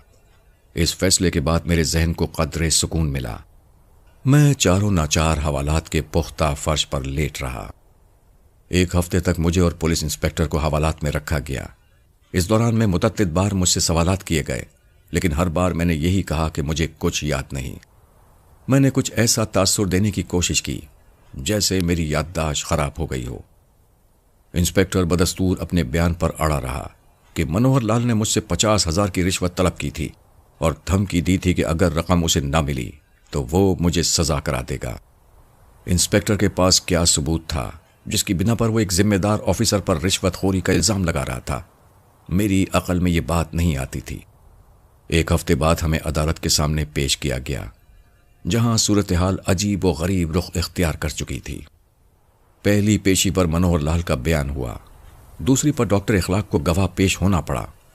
डॉक्टर ने अपने बयान में सिर्फ इतना कहा कि मुझे मनोहर लाल ने जख्मी हालत में अस्पताल में दाखिल कराया था। ऐसा मालूम होता था जैसे वाकई कोई खतरनाक एक्सीडेंट हो, मगर और बात भी मुमकिन हो सकती है। किसी एक्सीडेंट के बारे में वो भी कुछ नहीं जानते थे। नरगिस को अदालत ने तलब किया तो उसने भी यही बयान दिया कि किसी हादसे की इत्तला उसे एसपी मनोहर लाल की तरफ से मिली थी, जिसके बाद वो अस्पताल आई थी। एक्सीडेंट के बारे में उसे भी कोई इल्म नहीं था। 2 माह तक अदालत में मुख्तलिफ शहादतें पेश होती रहीं। एसपी ट्रैफिक ने मौके वारदात के वो फोटोज अदालत में पेश किए जिनमें मेरी गाड़ी चकनाचूर हालत में नजर आ रही थी। गाड़ी की नंबर प्लेट भी नजर आ रही थी। दूसरी गाड़ी में सफर करने वाले मरहूमीन के अजीजों ने अदालत के रूबरू बयान दिया कि उन्होंने मुझे मौके वारदात पर नहीं देखा था, लेकिन मेरी गाड़ी वहां जरूर मौजूद थी और उस पर वही नंबर प्लेट थी जिसे अदालत में पेश किया गया।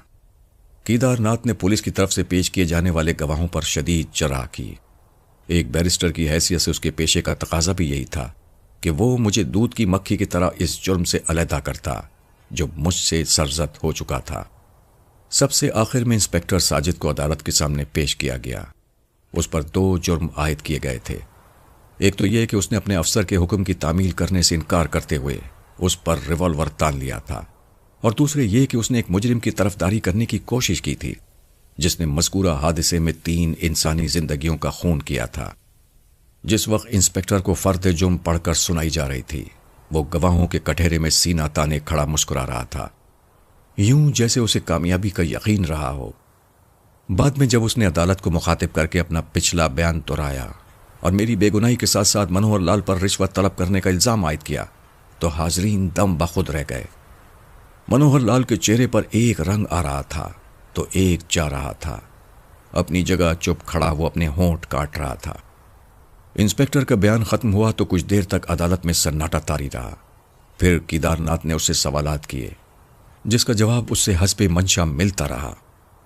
کیدار ناتھ کے بعد وکیل سرکار نے اس پر چرا کی، لیکن انسپکٹر کسی آہنی چٹان کی طرح اپنی جگہ ڈٹا کھڑا رہا اور مسکرا مسکرا کر جواب دیتا رہا۔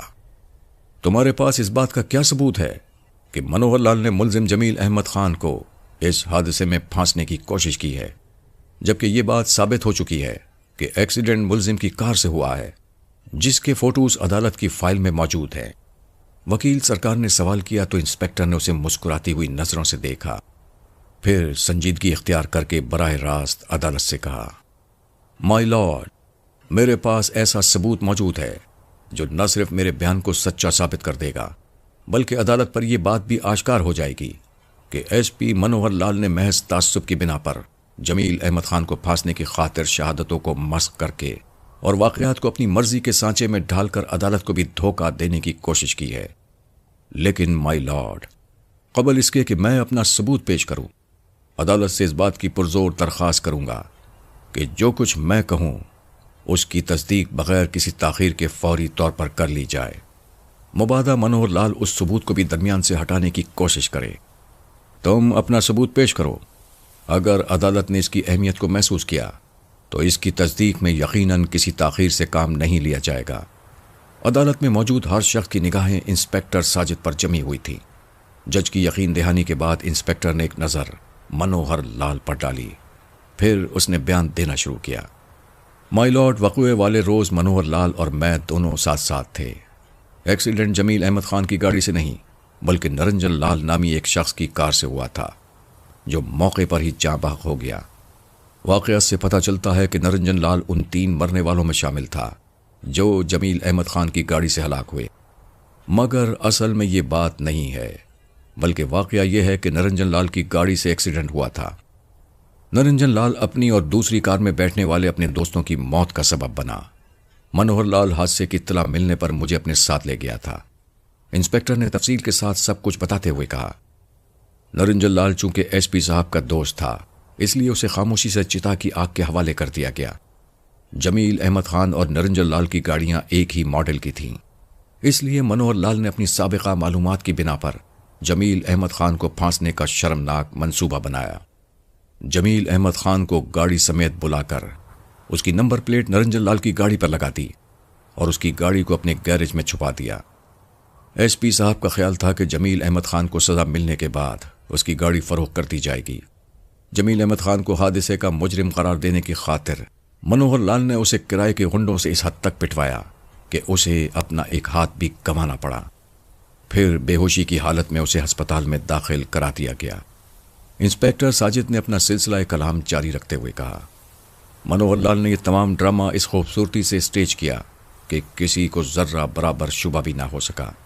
مجھے اس بات کی دھمکی دی گئی کہ اگر میں نے زبان کھولنے کی کوشش کی تو مجھے بھی کسی جھوٹے مقدمے میں ملوث کر دیا جائے گا۔ میں خاموش رہا، مگر جب ایس پی منوہر لال نے 50,000 کی رقم بے گناہ جمیل سے طلب کی تو میں چپ نہ رہ سکا۔ انسپکٹر کے بیان سے حاضرین میں کانا پھوسی شروع ہو گئی تھی۔ منوہر لال غصے میں کھڑا دانت پیس رہا تھا۔ وکیل سرکار نے ایک اچھٹتی ہوئی نظر منوہر لال پر ڈالی، پھر انسپکٹر کو مخاطب کر کے پوچھا، کیا تمہیں یقین ہے کہ ملزم کی کار اس وقت بھی صحیح سالم حالت میں منوہر لال کے گیراج میں موجود ہوگی؟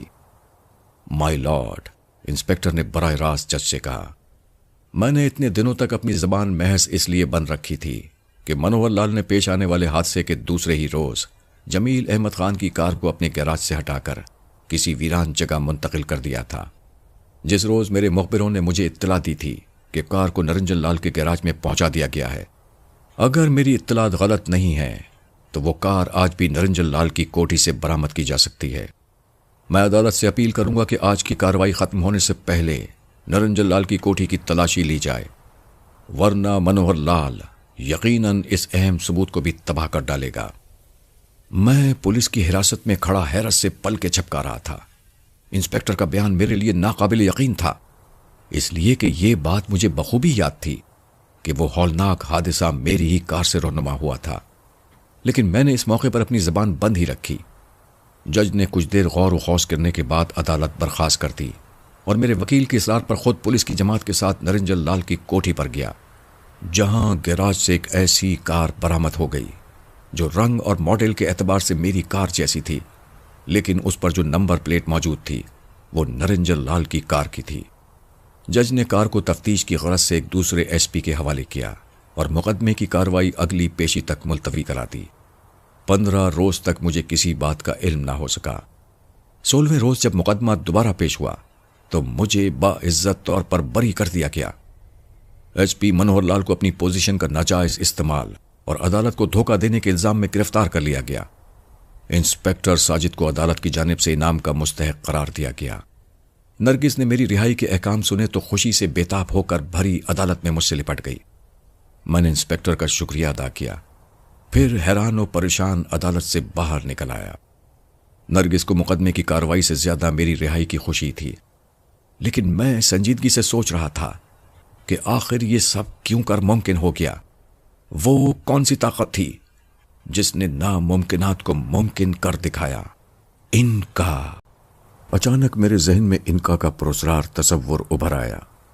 انکا جو حیرت انگیز اور ناقابل یقین قوتوں کی مالک تھی، اس کے لیے کوئی چیز ناممکن نہیں تھی۔ حادثے سے قبل اس نے مجھ سے کہا بھی تھا، جمیل تمہیں ہوش میں لانے کے لیے نہ جانے کتنے تماشے مجھے اور دکھانے پڑیں۔ انکا کا تصور آتے ہی واقعات کی الجھی ہوئی گرہیں آپ سے آپ کھلتی چلی گئیں۔ مجھے یقین تھا کہ یہ سب انکا کی پراسرار شخصیت کا کیا دھرا ہے۔ اسی نے مجھے پہلے ایک حادثے سے دوچار کیا، پھر اسی کی وجہ سے مجھے ایک ہاتھ سے ہاتھ دھونا پڑا، اور اب اسی کی پراسرار قوت کا نتیجہ تھا کہ میں کسی یقینی سزا سے گلو خلاصی حاصل کر کے واپس اپنے گھر جا رہا تھا۔ انکا کے منحوس وجود نے مجھے کہیں کا نہ رکھا تھا۔ میں نے عالم تصور میں ایک بار پھر انکا کو دیکھنا چاہا، لیکن وہ میرے سر پر موجود نہیں تھی۔ غالباً ابھی تک وہ انسپکٹر ساجد کے سر پر اپنا تسلط جمائے ہوئے تھی۔ گھر پہنچ کر نرگس نظر و نیاز کے معاملوں میں الجھ گئی۔ میں آرام کرنے کی غرض سے اپنے کمرے میں چلا گیا۔ 2 روز تک کوئی قابل ذکر بات پیش نہیں آئی، سوائے اس کے کہ میرے مقدمے کی کارروائی اور منوہر لال کی گرفتاری کی خبریں روزانہ اخباروں میں چھپتی رہیں۔ میرے دفتر کے لوگ اور دوسرے واقف کار صبح سے شام تک میری مزاج پرسی کی خاطر آتے رہے، لیکن نرگس میری ہدایت پر انہیں بڑی خوبصورتی سے ٹالتی رہی۔ میں اپنا کٹا ہوا ہاتھ لے کر لوگوں کے سامنے آنے سے کترانے لگا تھا۔ تیسرے روز بھی میں حسب معمول صبح کی ضروریات سے فارغ ہو کر اپنے بستر پر لیٹا اخبار پڑھ رہا تھا کہ نرگس مسکراتی ہوئی میرے پاس آئی۔ اس کے ہاتھ میں بادامی رنگ کا کوئی لفافہ موجود تھا، چہرہ تازہ گلاب کی طرح کھلا ہوا تھا۔ کیا کوئی خاص بات ہے؟ میں نے اخبار سے نظر ہٹا کر پوچھا۔ بہت زیادہ خوش نظر آ رہی ہو۔ ہاں جمیل، خدا نے میری دعا سن لی ہے۔ بات کیا ہے؟ آپ بتائیے کہ ایسی کیا بات ہو سکتی ہے؟ نرگس نے میرے برابر بیٹھ کر بڑے پیار سے پوچھا۔ کیا پولیس نے میری گاڑی واپس کر دی ہے؟ میں نے دریافت کیا۔ جی نہیں، اس سے بھی کہیں زیادہ خوشی کی بات ہے۔ چلو میں اپنی ہار تسلیم کرتا ہوں، تم ہی بتا دو۔ میں نے نرگس کے خوبصورت بالوں کو سہلاتے ہوئے کہا۔ وہ فوراً جذبات سے مغلوب ہو کر مجھ سے لپٹ گئی، پھر بولی، جمیل، ڈیڈی ہمیں لینے آ رہے ہیں، کیا انہوں نے تمہاری اور میری خطائیں معاف کر دی ہیں؟ میں نے تعجب سے پوچھا۔ ہاں، نرگس نے میرے سینے سے سر اٹھا کر میری آنکھوں میں جھانکتے ہوئے جواب دیا۔ ڈیڈی نے اخبارات میں ہمارے حالات پڑھ کر ہمیں معاف کر دیا ہے۔ انہوں نے ہمیں تیار رہنے کا حکم دیا ہے، پرسوں وہ بمبئی پہنچ رہے ہیں۔ اب ہماری پریشانیوں کے دن ضرور ختم ہو جائیں گے۔ خدا تمہاری زبان مبارک کرے، میں نے آہستہ سے کہا، پھر اپنے کٹے ہوئے بازو کی طرف حسرت بھری نگاہوں سے دیکھنے لگا۔ نرگس میرے چہرے کے تاثرات بھانپ کر بولی، جمیل، خدا کے لیے ان باتوں کو بھول جائیے۔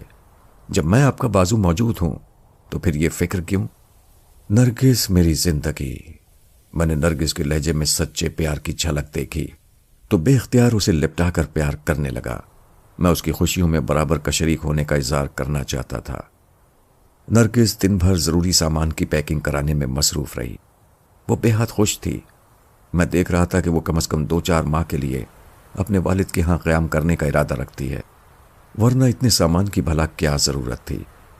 بمبئی سے میرا دل اچاٹ ہو چکا تھا، اس لیے میں نے نرگس سے کوئی سوال نہیں کیا۔ مجھے خوشی تھی کہ مسٹر اصفہانی کی نرگس سے ناراضی ختم ہو چکی ہے۔ اب کم از کم نرگس کے لیے میرے بعد کوئی سہارا پیدا ہو گیا تھا۔ مجھے یقین تھا کہ اب میں قدرے سکون کا سانس لے سکوں گا۔